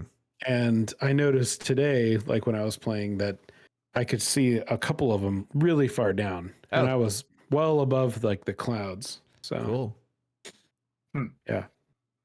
I don't. Awesome. I don't have an answer to that because I have scope stuff while I'm falling, but Yeah, this is like when you immediately pop up and there's that honestly terrible animation where he pulls out the tablet and the camera's taking pictures. I hate it. What do you mean? what about the so much. the transition to a close-up shot of just the cord turning blue? Yeah. I love when the arms come out and they like strap you in, and then like the last one just plugs in the little USB. It's so good. I don't mind that part. It's just like that the weird technology plug-in that's like part of this game in Breath of the Wild is like so weird to me. But like it's immediately when you pop out, I was like, just open the telescope and try to like pan around for shrines, and it just didn't show anything like really below the sky islands, or like you could see the ground, but I was hoping to see like the little ring of blue and yellow or blue and green, which is like a really cool thing how they redid the shrines a little bit. Yeah, even the towers is very nice. the NASA rocket launch pads. Yeah, the giant lights coming from them. It's so cool. I use them all the time just to like launch myself up, and then I fly around. They are a huge improvement on climbing those towers in Breath of the Wild, and like trying to get enough stamina and stuff. And those are cool because those were supposed to be like, I was gonna say, those were like puzzles based on elements. Like some of them you had to use fire to get up, some of them you had like building a ramp and stuff were cool. Yeah, but very like the only reason you're doing it is to unlock more. Felt like a chore. For sure. Yeah, this seems like an actual traversal mechanic, which is so sweet. Well, I mean, getting up in the towers and then like gliding around was good, but you get some serious height with these guys, so it's cool. Big fan. They are so good about doing. You shoot up really high, you see a landmark pretty far away, and you're like, I can float to that. And guess what? You can't. You will float to, like a couple yards ahead of it, and then you will get sidetracked by 4 other things. I know. There's so many times where like I'm like, okay, I'm gonna go do this quest or head to this tower, and I'm just like 2 hours later, I'm like, oh, I didn't get that done. Like, what the fuck have I been doing with my time? Yeah. Probably a good time that now that we're talking about Sky Towers to bring up kind of a huge talking point about this game being a copy paste, or at least the map being a copy paste of Hyrule. Yes. I think some people, Eric has a lot to say on this. No, I think the map. He's already backing out. I think the map is so different from playing Breath of the Wild. Yeah. After playing Breath of the Wild and then jumping to this, I think it's way different. Copy paste is just like the gameplay feels exactly the same. The textures and all the elements feel to an extent. The gameplay feels the same, but without the new stuff. But I mean, without the new stuff, that's the different part. But the combat all feels the same. Yeah, all the same. Movement, the same. I expect a little more in those worlds, but the map, I think they actually did so much by adding like 3 layers to the map that even just like putting a giant hole where you expect something to be is or like opening up a cave, or even this is something I don't know if you've done it yet, but like I remember in Breath of the Wild I go to a well and I try and jump down it and it's like filled. Yeah. And then this you're like, oh my god, you can go down the wells. They want you to explore all the wells. Yeah. There's a quest to explore every well in Hyrule. There's Yeah, so there is. many. There's so many. Yeah. There's like 40, I think. Yeah. I Cody was actually talking to me about that because she was on Reddit and saw a bunch of people complaining that they just like they just copied the map, and she was like, have you felt like they just like copy and paste this game? And I'm like, no, like no way. Yeah, They way. added so much stuff. Yeah. Like it's obviously a sequel to Breath of the Wild, but I mean, there's just so much. There's so much more to this game. Like, so much more story. Like so much more to explore. Like, and Hyrule itself has been updated in an interesting way that feels like if you played Breath of the Wild, you're getting more out of this game because you can be like, I remember this landmark, and now there's like a building that has like fallen on top of it. Mm-hmm. You know what I mean? Like it's cool. Yeah. That's one thing. Just a side tangent on how you said Cody was actually talking to you about it. One thing I love about Zelda games is like they're kind of this like tent pole marquee thing where like I know people that barely play any video games, but they know Zelda and they play Zelda, which to me it always seemed like more of an obscure thing, but like I don't know, like everybody's talking about this game. People like you wouldn't even expect to be into video games or something like that. They're like, oh, I'm playing that new Zelda jam. You know, like there's people that only have a Switch for the Zeldas. So Yeah. you know, it's crazy. It's crazy how popular either the Switch made it with Breath of the Wild, or that it's just been this big, massive, colossal series that.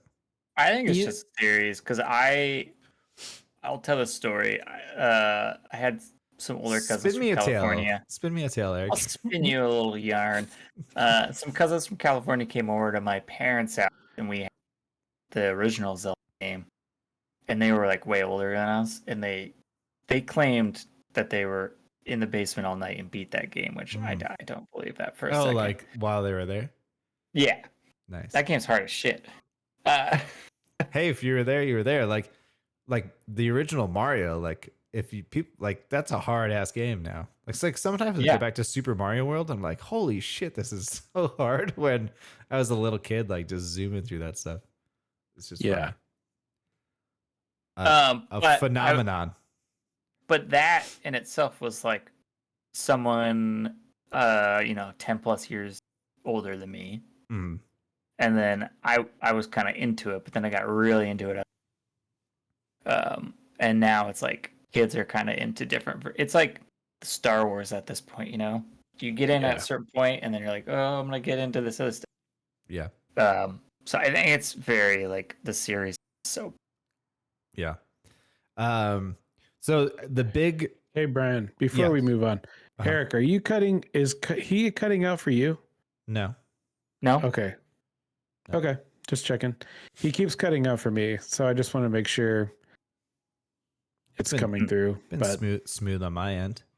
Okay, sweet. As long as that Audacity is recording fine without any audio cutouts. Right. I was going to say, okay. So the big hidden thing in this, we knew the Sky Islands existed, but we did not know the depths existed. No, not at all. I barely explored the depths. I explored it enough to get a camera and maybe one other light route. Is that what they're called? Yeah. So probably. Do you guys want to chat more about the depths and what you find and what happens? Yeah. In the gloom under Hyrule. Oh, it's gloomy. It's gloomy down there. It's gloomy. There's a lot of gloom. I've been killed by those hands a lot down there. Oh yeah, I did see some on your stream, Nolan, when we were streaming it on the old twitch.tv/video game rations. Which were some good streams. Good streams. Yeah, we had some good fights. Good templing. It was great. Yeah. Pretty good. I'm glad I didn't stream because mine would be like the game over screen for like, Have you died a lot? Yeah, I die like because I don't run, I don't like sneak into a situation. I run into it and I try and Oh. like work. I try and work my way out of it with what I have, Mm-hmm. and it Right. never goes. It never goes well. I see. Yeah. I see. Um, yeah, I don't know how much. Eric, you said that you've spent some time in the depths. Like, what do you think? How do you like the depths? I love them. I'm at um eight routes. Mm-hmm. I did the main kind of mission where you drop down the main one, which is by Lookout Town or whatever. Right. To get that To get the final camera rune. Yeah. and get the final rune. I got that. You kind of follow that mission. And then I just kept going. I decided Same. I'm just going to keep Same. going. Because I have so many light bloom. I had like over 200 light bloom seeds. Nice. And then I don't, well, so it's hard because I don't want to spoil stuff. I mean, But there is we're here. there's two ways of travel in the depths that I know so far. It's build a contraption and ride it through the gloom, or get a sweet ass skeleton pony. Yeah. A skeleton pony. And that Skeleton pony. exactly. Oh my God. They can run across the gloom. No They problem. can? Oh wow. Yeah. Are there depth stables? Not that I know of. Yeah. No. But then I got one of those and I just started kind of cranking across the gloom. Nice. I That's haven't pretty got I've seen the skeleton ponies, but I haven't got found like rode any yet. So You haven't rode any, and you've done way more than me down there. dude, so I'm not really a horse guy. Like I'm a hiker. I'm a long distance hiker in these in Breath of the Wild, and Backpacker. yeah, I'm always just trekking on my feet. Do you tame the skeleton pony like you do? No, it's like the hobgoblins, or what are they called? Not hobgoblins. Bobokins. Hoboken. The Spider-Man villain, Hobgoblin. Yeah. You- Bobokins. They're riding them, and you knock them off, and you get one. Oh, Yeah. cool. Or there's Now- just there's a field of them sometimes, but Yeah. There is a quest for a skeleton pony. And I'm curious if you can get it and then like tame it or whatever. But That's awesome. I haven't done it yet, so I'm not sure. Mm. But man, the depths are so cool. Like they're pitch black.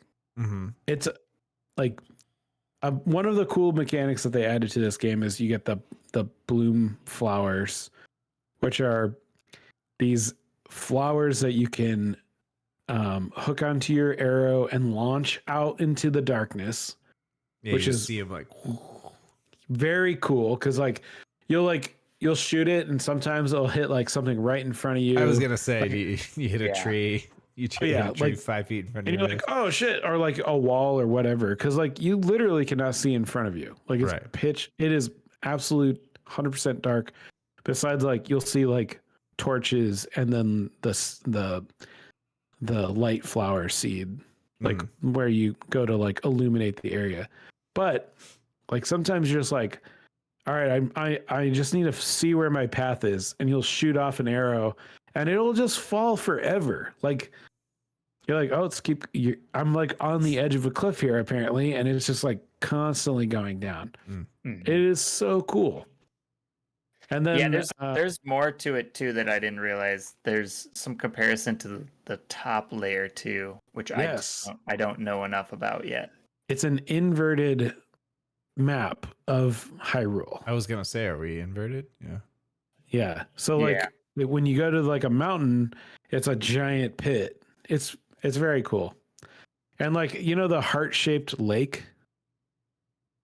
I do. Did you guys ever go there in Breath of the Wild? Yeah. I think so. There's like a heart-shaped landmark down in there, which is pretty sweet. So yeah, it's cool. Depths are really awesome. It's cool because now I have quite a few unlocked now, so you can really start to see the definition of the landmass, and you can compare it to the the Hyrule, which is pretty cool. Yeah. And there's all sorts of like really fun Zonai like buildings and stuff down there. Yeah, there's Zonai build stations where you can build stuff. Yeah. Like a It weird just- shelf full of Zonai devices. It's always the same too. It's like the same in every single one. Yeah. There's just more down there. I just didn't expect it.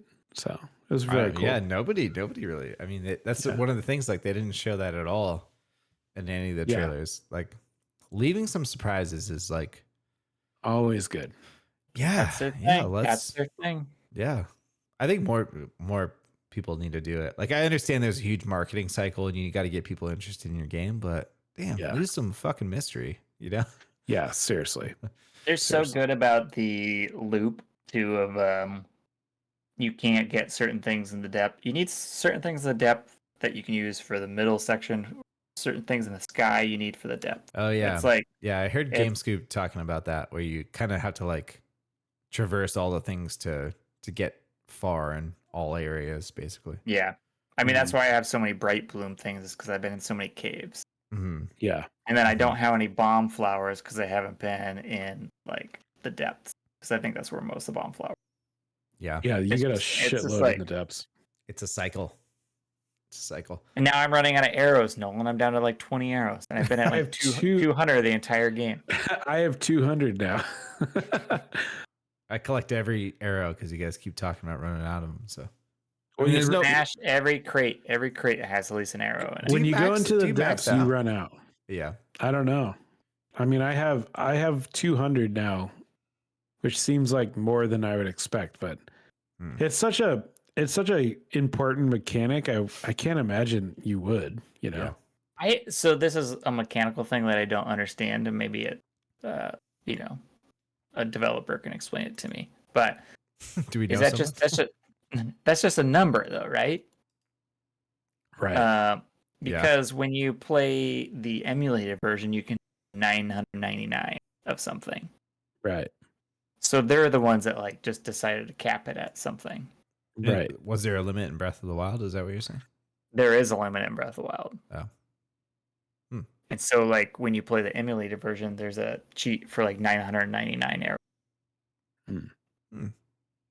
I don't know. I mean, You're not physically loading 999 assets into right. I would thing. It's imagine just- so in like way earlier games like NES and SNES, when you're like worried about every kilobyte of data, but in something like this, who knows? But then in this, in theory, you could drop 999 arrows Sure. if you wanted to. Yeah.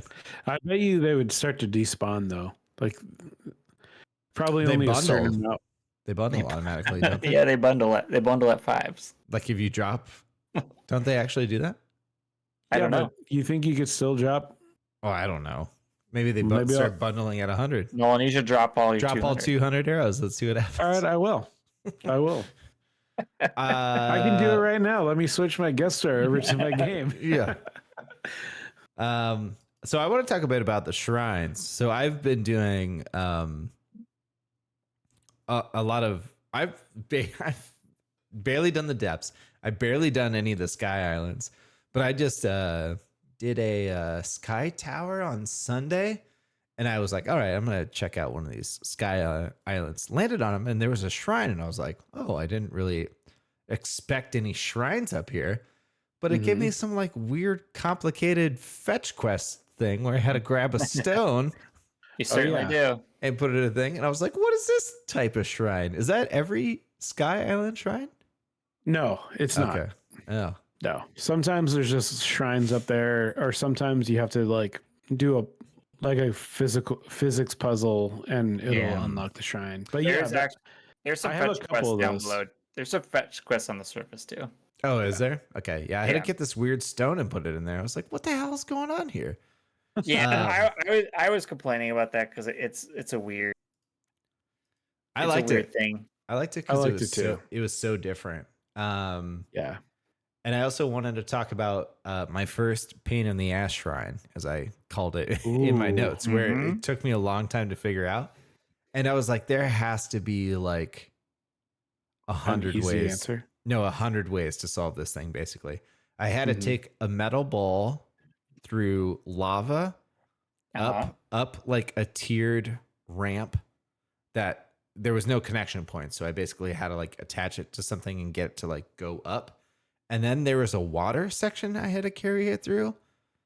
But I eventually did it. It probably took me like half an hour or something like that. And I was like, kept kind of like trying to figure out different ways and different devices that I had to do it. And I was like, there's got to be so many ways to do it. And I was just curious, like what people on YouTube were doing. And I found 10 different ways people recorded to tackle that one shrine. Like some of them were easier than the way that I did it. And some of them were like way more difficult, basically. And It's funny when you look them up on YouTube, like people are just like recording them and speeding them up to like, so they're like 10x speed. So you're like, oh, okay, that's what I do. And it seems like they're just like cramming these out like as fast as possible. Mm-hmm. Yeah. Which I thought was super interesting. There's just like been so many unique shrines with like the different abilities that you have. I feel like you could do basically everything with Ultra Hand and Recall pretty simply. Like Recall seems like the way you could cheese basically every shrine. But like with the different abilities, it's insane. I thought it was cheesing stuff in Breath of the Wild, you know, like figuring out ways to break it. But this one is like, there's so much more things that you could do, especially when you get into ones that have Zonai devices in there. Like there was this one with springs where you just had to like start stacking springs and climb higher and higher and higher. That one's fun. And I basically launched Link like into the ceiling. Like I thought I was gonna kill myself by the time I had like all the springs lined up. It's crazy how much you can do and how many different type of puzzles that they came up. I think I saw there's 150 shrines. I think compared to 120 that were in Breath of the Wild. And they do seem more in depth or more advanced, maybe just because of different types of abilities that you have. Thankfully, I haven't run into any motion control ones, and I have motion controls disabled altogether. There isn't a lot of motion controls in this game. Thank you. I think it's just the aiming. But do you remember some in Breath of the Wild where you had to like literally hold the switch like flat and like tilt it around? I remember. So you get like the ball rolling around and stuff. Yeah. The shrines that I really didn't like in the first or in Breath of the Wild were the combat shrines. Yeah. Like they were kind of boring. Like there's nothing to them except for like you walked into a room and fought like a varying difficult or varying degree of difficulty like robot basically. And yeah, I don't know. Just I mean, those battles were annoying though because they were like if you didn't have weapons, it sucked. You couldn't beat the thing. Have you found any in this game? No, I haven't. They're training ones. Yeah, they're training ones. Okay. Yeah, but those are teaching you something, right? Okay. It's not just like a. I was just wondering if there's other ones past the training ones. There's like I've done at least 2 training ones. Okay. In different areas. That's the other thing I was going to say about the shrines. It is insane. Well, it's not really insane, but it's crazy how like advanced combat stuff are hidden in shrines, and also there's like things you can go like all the way through the game without unlocking. Like you could complete the game without getting the camera or the final rune, basically. Right. Yeah. Or I guess that's the last 2 runes because the camera is considered one of them. I just got the last rune. Yeah, I don't even have it yet. But also like all the advanced combat stuff like parry. But you could also do that in Elden Ring. You could skip that entire tutorial section. It's just a wild thought that it's like some really helpful stuff you can just completely skip all together. Yeah, for sure. Yeah, I I haven't had a shrine that's been difficult yet. There's been some like small challenges, but they haven't been too crazy, like hard. Yeah. There's there's some, have you guys run into any shrines where it takes all of your equipment, all of your items, and Yes. all of your like it's like Naked Link basically. Yeah. It's like that island that you go to in Breath of the Wild, but now there's multiple shrines, and it's just you get like a wooden stick, a basic bow and shield, and then you have your powers, and that's it. And they are awesome. I love them. That's really because cool. you're gathering, like you're fighting the Zonai soldiers, and you can pick up their stuff, which is great. Or like whatever they give you in the actual shrine, you can use. But yeah. have you found any of the battle bots? Battle bots, no.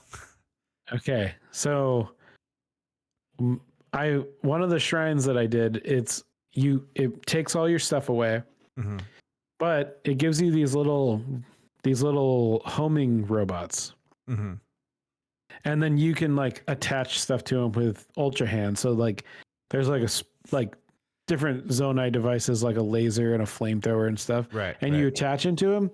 And you have like 5 of them fighting other robots like in the main arena, and you just have to run away because you're like one hit. It's awesome. It's so sweet. That's wild. I guess I just didn't see that in like the previews or anything. So like when I found that shrine, it was the first time I really saw the automated like little bots. Yeah. I was like, holy crap. Yeah, I think the only Zonai stuff they showed was the engines, like the wind fans, ones, the wind one. And I can't even think if there was. They showed the rockets. Oh, okay. And then I think they showed the steering too, maybe. Yeah. But so how many Zonai devices have you found, do you think? I think I only have like 8, maybe. There's a lot. There's so many. I imagine there's a lot. And then sometimes I just put whatever item that giant gumball machine needs, and I'm getting new ones. I'm like, oh, cool! Look at this thing. Oh, I do the same thing. And I feel like I've barely fucked with the Zonai devices too, except for like what I find laying around. Yeah, I definitely have been messing with it more now that because I have like a few batteries, and like I have the final rune, which helps a lot. Yeah. I just haven't felt like a need to. I'm just still exploring and getting the lay of the land. Yeah. And I'm like, I haven't even messed around with like too much with the Zonai stuff because I'm like, I'm still just like get my training wheels on. Yeah. Going. I have a pretty sweet like plane build now. Right, it has like a cart. It has cart wheels. It has 3 fans. It has 2 batteries on it and a steering wheel, so I can like actually fly, or a steering stick, so I can actually fly up and down and side to side and stuff. And it gets you places. Great. Nice. That's why you're getting all your towers. Yeah. I got all my towers on foot. Nice. Nice. Because I didn't do the depths until I didn't really start exploring the depths until I got all the towers. I wanted to do that first. So, nice. Yeah. So another thing I wanted to bring up was a controversial thing that was in Breath of the Wild that made its way back into Tears of the Kingdom, and that is weapon degradation. Yeah. I was talking to our good buddy DJ Jazzy Chris, frequent member of the Discord, videogamerations.com. And he has long been a hater of the weapon degradation in Breath of the Wild, which is fine. I understand why people don't like it. It didn't really bother me in that one, but I was wondering like what the take was, your guys' take on it was in this game, just because it's different than you're just picking up and using the same weapons over and over again. And then if there's a weapon you like, you have to kind of like hope you run across it again. But since you can attach all these different materials with it, like, are you guys experimenting with different weapons? Do you find it to be better or worse? Just your kind of thoughts. Because what I'm doing personally is like, I'm picking up 6 claymores or whatever, and I'm putting different attachments on them and seeing how they're doing. Like right now, I have a boomerang with the lizard tail on it, and I throw it, and it just like whips, like as it's flying around. It's crazy. Oh, that's awesome. It has like a crazy long reach on it. Just like stuff like that. Like I think it's super fun to just slap different things onto it and see what they do. Yeah. So I was wondering if that changed your guys' opinions on the degradation or experimentation in that sense. I get a love and hate for it because I just did the water temple, and every chest I found was a new weapon of like higher quality, and I just maxed out my weapon slots, and I could not use any of the weapons. I'm constantly maxed out, basically. Yeah. I need more slots. But then one breaks, and I'm like, oh, I got to run all the way back to this chest to get this weapon. Right. Or I can build something based on the parts that fell from the thing I beat. Yeah. I'm just ditching like my least favorite thing at that point. Yeah, but then I've got some really cool stuff that I don't want to get rid of or use right yet. Like right now, because I'm waiting for like that boss that I'm gonna need something bigger for. You're a hoarder. You're hoarding. Yeah, but then you also need a slot. You need like 3 slots for something with a rock on it, something with an axe rock on it, and the leaf. So then you have to drop 3 things if you want to have either of those in your item. Yeah. Slots. Just like it would be nice if there was like maybe groups, like utilities, like you can make a weapon a utility or something instead of it taking like a weapon slot, like a shovel, or like you said, a hammer and an axe had its own category compared to. Yeah. Because you already have swords and arrows. Why not have swords, arrows, boomerangs, and utilities and spears or something? Yeah. I don't know. I find that the only one that I really need is the rock, is the hammer. Yeah. I'm not really using the axe. Yeah. The axe is good for crates, and I just use the hammer. Same. I just hammer it. I always try to have one hammer on me. And like if you go into a cave, like when you knock out a bunch of like a wall, like 3 swords drop out of it. Yeah. Like they're always giving them to you. It seems like they don't want you to be like hampered in those areas. And I was like, well, why'd you put so many rocks here? Yeah. I think it works a lot better in this game than it did in Breath of the Wild.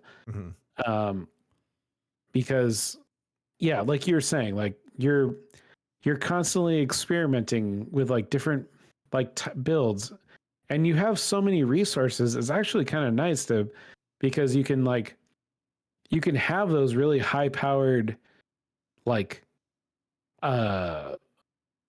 monster pieces, and you can kind of save them for like, okay, well, I know like here's a big boss.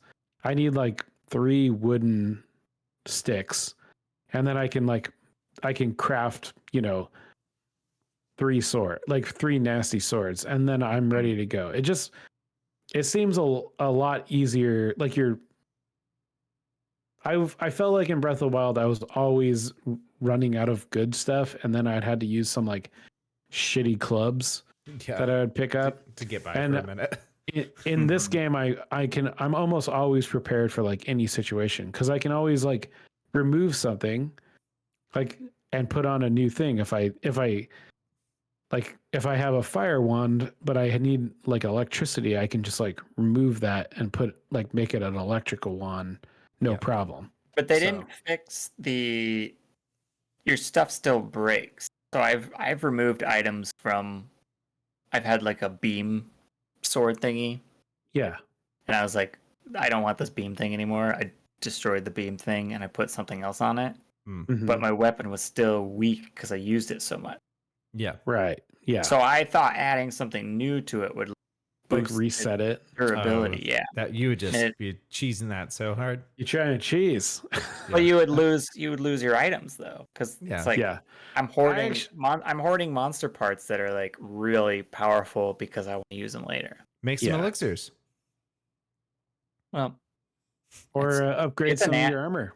it's a nasty trident looking part. Oh yeah. Those are cool. Yeah. But overall, like, I think it works a lot better in this game. It makes a lot more sense why they would break. For lore reasons, because the gloom. Oh, the Yes, gloom! everything. I completely forgot about that.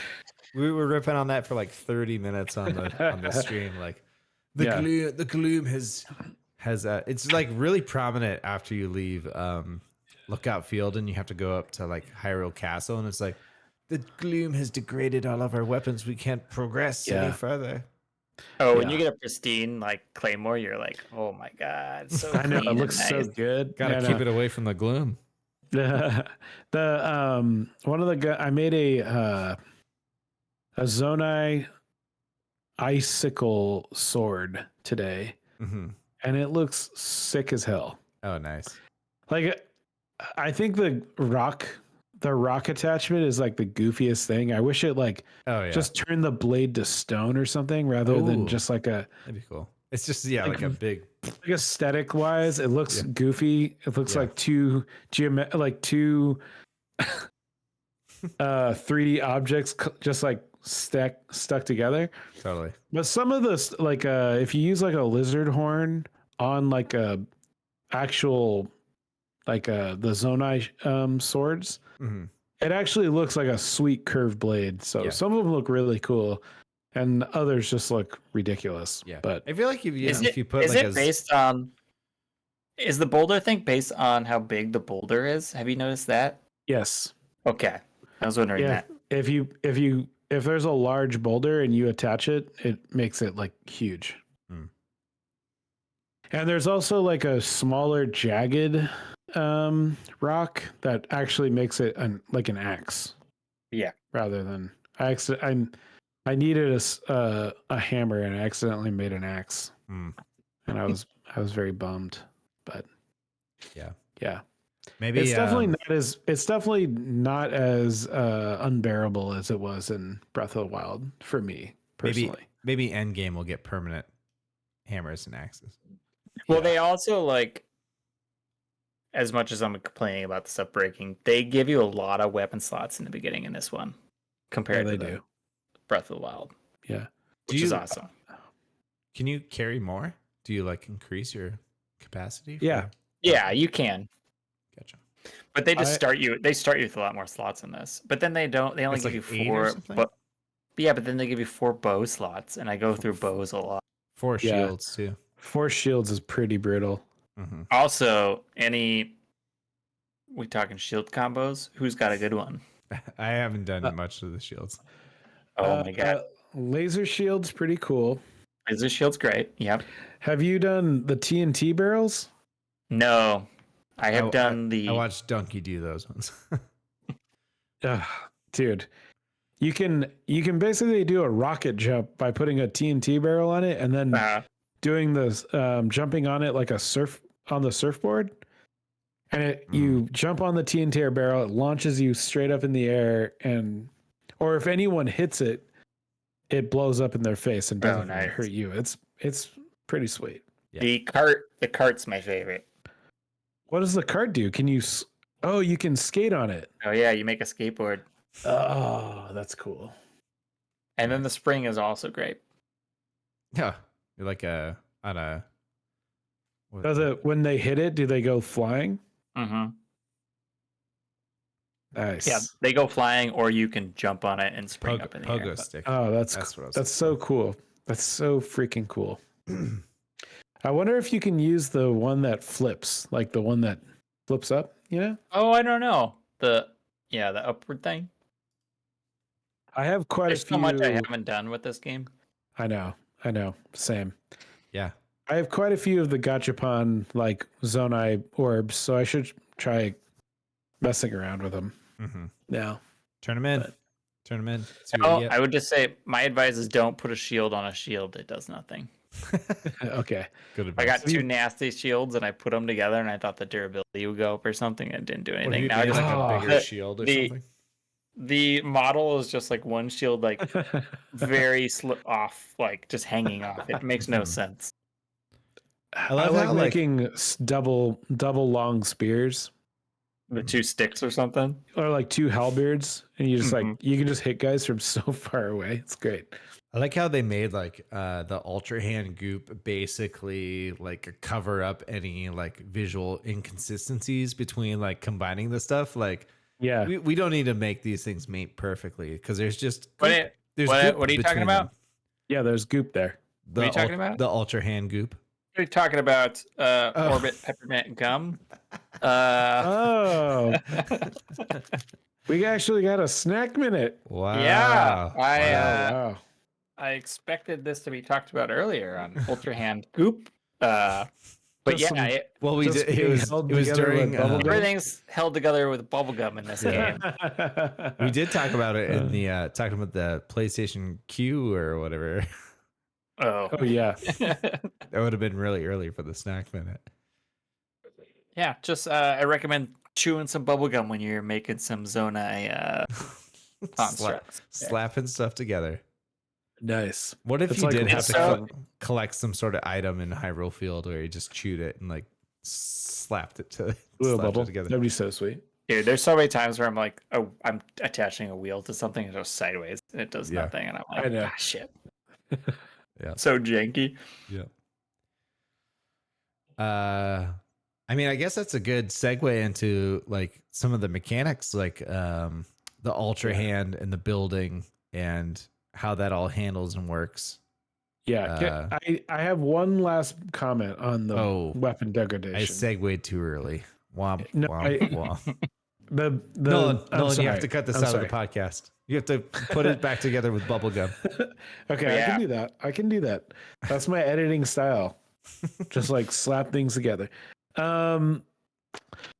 I do wish that there was like an item that you could pick that would repair your weapons. So Yeah. like make it kind of rare, you know, like if you got something nasty that you or something really fun that you want to mess around with, just let me sprinkle some repair dust on there, you know? I think which don't remember which game it is, but I feel like it's a Silent Hill or something. But you'd collect two of the same item, you could combine them. I think that's the easiest thing to do. Fallout. All out. Yeah. Yep. Yeah. You get two shotguns and you slap them together and make one better shotgun. I think that's great. I think that's what this game needs. Yeah. Nice. That's all. That's all. So that's a perfect segue into our next topic of Mm-hmm. Zonai devices or Zonai powers and how they work. Right, Wow. Brian? Yeah, we're like 2 hours in this podcast and we haven't even talked about, or I mean, we Seamless. have talked about Seamless. the abilities, but Yeah. we've got abilities. Yeah. Ultra Hand, Yes, we do. Mhm. Ascend, Very cool. Yep. Recall, Mhm. and is there another one you get on Tutorial Island? Recall. You get the three. Ascend, Is it only 3 on Tutorial Ultra Island? Hand. Yeah. Are there only 5 powers? I think so. If you count the amiibo. 6. Well, there's the fast travel is on that wheel. The As map well. and stuff. There's a fast travel on the wheel. Instead of Yeah, instead of hitting menu, map, travel, there's a fast travel icon on the power Yeah. wheel. Nolan's Map. Oh, Fuse. We forgot Fuse. Fuse. We were talking about it. We Fuse, didn't. We didn't mention it. We Fuse. didn't mention it. Yeah. Yep. crazy shit is what we're talking about. Yes. Ascend is the one I forget the most. Oh, I'm You ascending know- all the time. No, I do it too. I forget that I have it. I'm doing everything else, and then I'm like, how do I get out of here? Yeah. There Ascend. was a couple puzzles that I got stuck on because I forgot about Ascend. There was one I did. Now I never will forget. Yes. Yep. There was one where it was to access a tower. where I used to send Oh, it. that's And I was fun. like, That's a fun one. I was around that thing for like an hour. I was like, I feel I like was that was gotta one be of them for me something. too. I was like, there's got to be something. And I Googled it. And I was like, fuck. The sticks jam the door closed. Yeah. Yeah. Yeah. And he's like, go get me some mushroom. Or he's like, I really could use some mushrooms. Yeah. So I was It's just like, looking for okay. mushrooms. And I was like, I have like 5 different mushrooms. Well, he also said they're in this cave below. Yeah. And I was like, okay, I got him. Like, I was like dropping him in front of him. I was throwing him at his face. I was like, fucking take these goddamn mushrooms. Mm-hmm. It's crazy. This game does so much hand holding, but it's the sheer amount of things that are going on. It distracts you. It's like, go northeast. I need you to go northeast. You know, this thing, and you go northeast. And I feel like I'm not making it there. I feel like there's just tiers. Like the super, like if you just want to mainline this game, like it's going to be not very complicated, but then there's like intermediate quests and puzzles and advanced stuff where it just doesn't tell you anything, you know, like there's just like, there's definite levels to it where you could just play it pretty easy and get through it. But if you want to see it all, like it's going to require some noodling for sure. Oh yeah, for sure. Yeah, the temples start to like really test you. Yeah. Yeah. So do you guys have any favorite abilities? You like them? You dislike them? I like all. I mean, this is so hard to like compare this to the original because this just like does everything all those abilities did in one ability. Yeah, basically. Right. Yeah, and you just have so much more utility with items than you did in Breath of the Wild, so it really helps fill the gap. Like you do basically have the abilities from Breath of the Wild. They're just like bomb flowers and like ice fruit and shit like that. Yeah. So, but I think the abilities in this game are really cool. Yeah, absolutely. Well, that's the thing. I think they peaked. I don't know how you go past this. I really don't. They'll find a way. I probably use Fuse the most because like I mentioned, I'm experimenting a lot with weapons and like picking up and putting down stuff just because you come across things so frequently. It's pretty easy to just try stuff out. And then if you don't, I feel like you just have a massive inventory of monster parts. And it's like, well, what am I going to do with all this shit? Yeah. And even when I'm like shooting arrows, I'm like trying new stuff just to see what it does, or using the different jellies just to like fuck around with other people or things, you know? And it's crazy. Like you just put this bat eyeball on an arrow, which was in the bat eyeball was in another game. And now you have homing arrow. Like that's freaking wild. I know. Or like you can put wings on it and it shoots farther or whatever. It's so cool. And you have exploding arrows and you have fire arrows and ice arrows. And it's just like, oh, let's just see how this reacts with this thing. It's crazy. I just wish that fusing items to weapons was just as easy as it was fusing to arrows, but that's my only real main complaint. Like how you have to drop the item and then select fuse and the thing. Whereas if you have an arrow, you just have this handy dandy menu where you can slap stuff together. But alas, that's what it is. It is kind of interesting that like it's like they ran out of buttons or something. Ran out of button combinations. Yeah. But yeah, what were you gonna say, Eric? No, I do. I hate that when I'm in battle and I'm like, I have to load up that that ability, and I'm trying to like fuse a better weapon while I'm. Oh, you're in battle and you're like, oh shit, I gotta make something better. Yeah, I'm like, oh, I have a stick in my inventory. What do I do with it? Oh yeah, see, I have a whole armory available of fused weapons. Like I'm like, oh, I have like 4 weapons I can make, and I just make them and then carry them around for a while. Yeah, I do the same. I'm usually pretty prepared before I go into battle. But that's why Eric said he dies a lot. He gets a lot of game over screens because he's just I do fucking around and getting caught. You gotta be a witcher, man. Just like take all your potions, use your grindstones and stuff, or whetstones, and use your grindstones.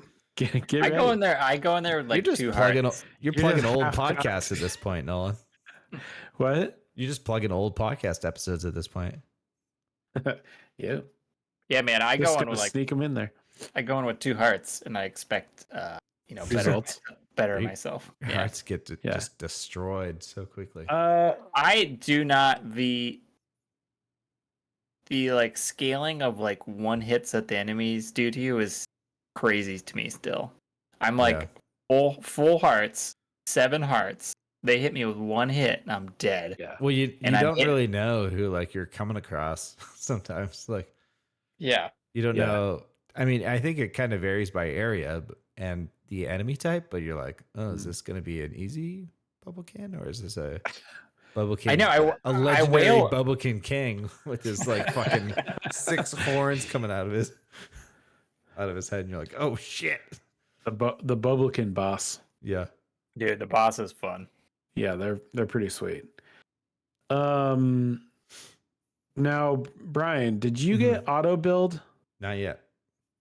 I don't have it yet. So auto build is when buildings. I use Ultra Hand all the time because I like just like making weird, stupid shit.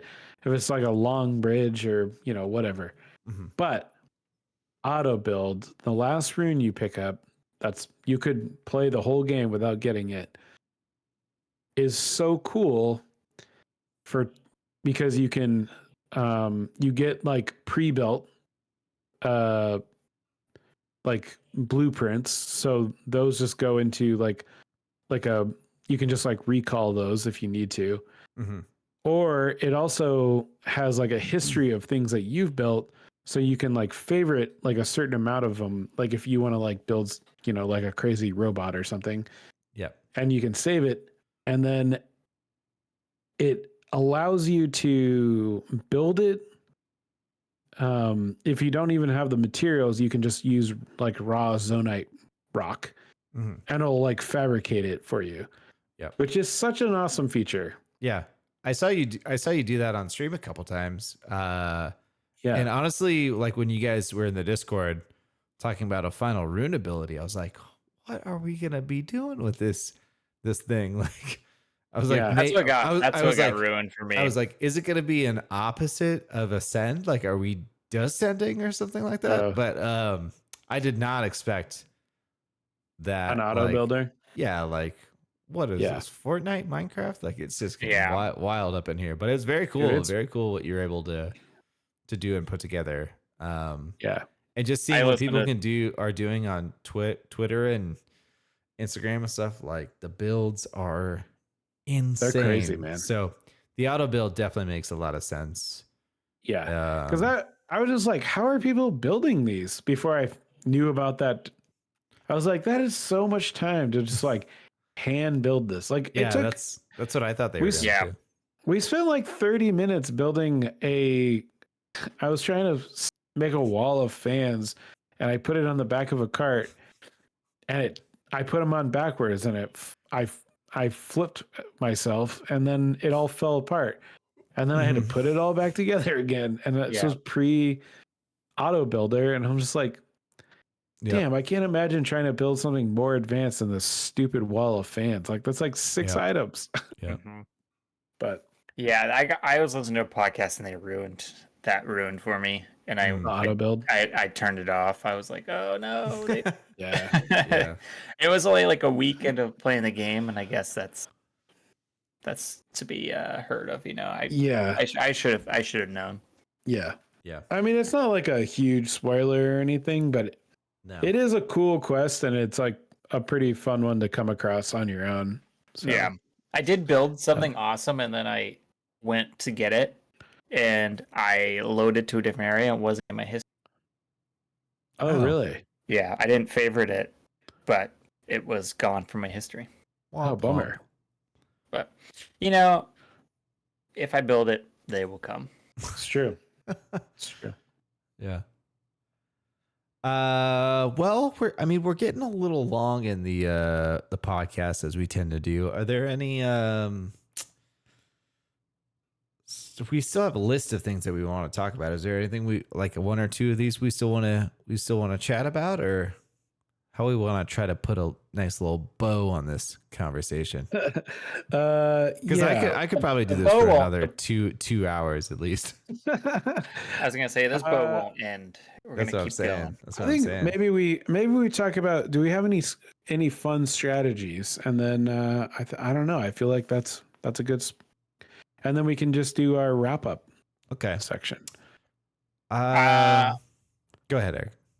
My next thing is to use more Zonai devices because I've been very stingy with them, and now that I have auto build, I am excited to use them. Okay. Yeah. Nice. Because I was putting stuff in that vending machine and I'm never gonna use parts again. Yeah.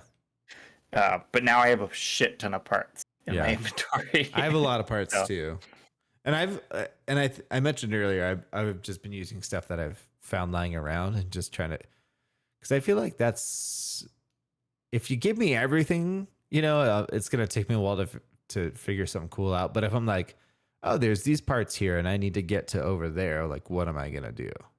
So I'm still like in the early stage of the Zonai stuff. So I'm kind of in the same boat there, but I'm still like big on, like I mentioned, the fuse stuff, trying to experiment with. I'm starting to get into like more advanced enemy types and stuff. They just seem to be like showing up. Like I'm not really leaving the same area, so I'm not really sure. Yeah, they seem kind of all over the place. Like like it just seems like they're hard. Like there's not really like a scale. Yeah, I'm starting to run into like level 20 fuse items and stuff like that, and I'm slapping them on like level 6 swords and spears and stuff and seeing what I get. And like the arrows, just like throwing stuff onto them, just a lot of experimentation. I'm on foot a ton, just exploring at this point. You guys get your original horses? I haven't done that yet. I haven't wanted to do that yet. I didn't actually have any horses in Breath of the Wild. Yeah, he's pure backpacking, like he mentioned. You're no pony boy. Yeah. Well, hey man, I have lots of pony points in this game. Yeah. I have a horse now. His name's New Horse. New Horse. Disrespect. Yeah, I'm still discovering. I was thinking I might go do. We haven't even talked about the fucking temples yet, which was one of my main complaints, or only complaints so far, just watching Nolan play through it. I might do a temple maybe this weekend. I'll get into a temple, but it's just crazy. Like I said, I'm 15 hours in and still I feel like I barely scratched the surface. So Wind Temple was really cool. I recommend it. Is that the northwest one? It's the Rito Village one. I think it's like the one that they're like, you should go here. Okay. Very, very fun. And I don't want to do the water temple first because that's the one that I saw you do, Nolan. So I want to let that float out of my mind, Yeah. Go back to I feel like I'm doing the same order as Breath of the Wild, which I need to change up. Oh, I don't even see. I'll probably do wind. Was.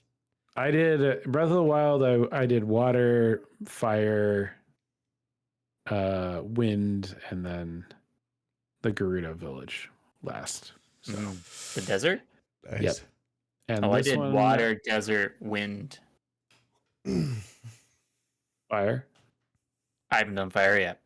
Oh, you've never done fire? No, never been up there. Oh, it's so cool. All right. Well, I'll be doing it. This isn't Breath of the Wild. I'll be doing it in Tears. Yeah. I think I'm going to the fire next because it looks like there's mine carts everywhere, and I want to ride some mine carts. Donkey Kong Country. I was gonna say Donkey Kong it. Hell yeah. Yeah, man. I don't know. This game's just try everything. Just try everything. Like they literally will spawn you right back in the same area. There's just no reason not to try. True. Like be like, what if I do this? Oh, no, that didn't work. All right, how about this? It's just, they just want you to experiment. It's great. Yeah. Yeah, it is It's crazy. so freaking good. It's crazy. So unless you run out of arrows, always have arrows. That's the only strategy that I recommend is like, just make sure you have like 1,000 arrows. Yeah, absolutely. Yeah. I'm excited to get more arrows because I need them. All right. Well, do we recommend it? Are you guys gonna finish it? What's your final? Will I finish top-line it? thoughts? No, I will not finish this. You don't think you'll like just wrap up even the main story at some point? No. I mean, I never beat Breath of the Wild, so Same. why would I beat this? Yeah. I did at like 60-ish hours with the expectation of going back to it, and I don't know what happened if something else came out that I started playing, but I'll finish it. I'm sure. Tears of the Kingdom came out. You couldn't finish Breath of the Wild.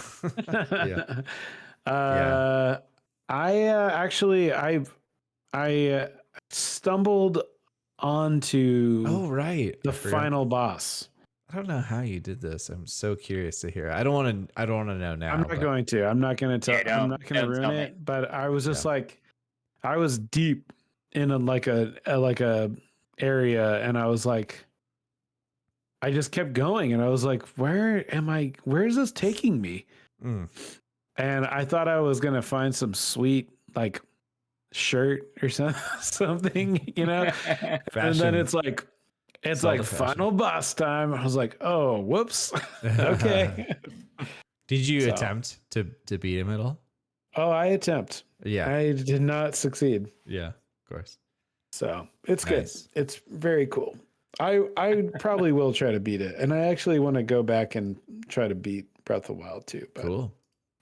I'll wait until I'm done with this game. Yeah. Wait a bit. Maybe the modded Breath of the Wild, so add Sony devices into it. Whoa, that'd be wild. They just add this as a DLC.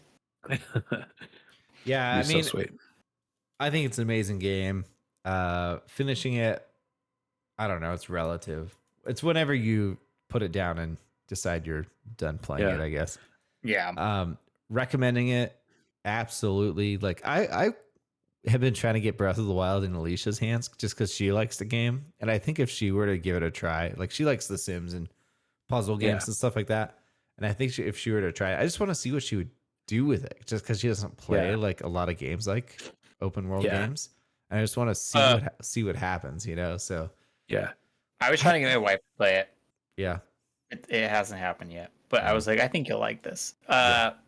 Friend of the podcast though, Cordless, has been playing that. Oh yeah.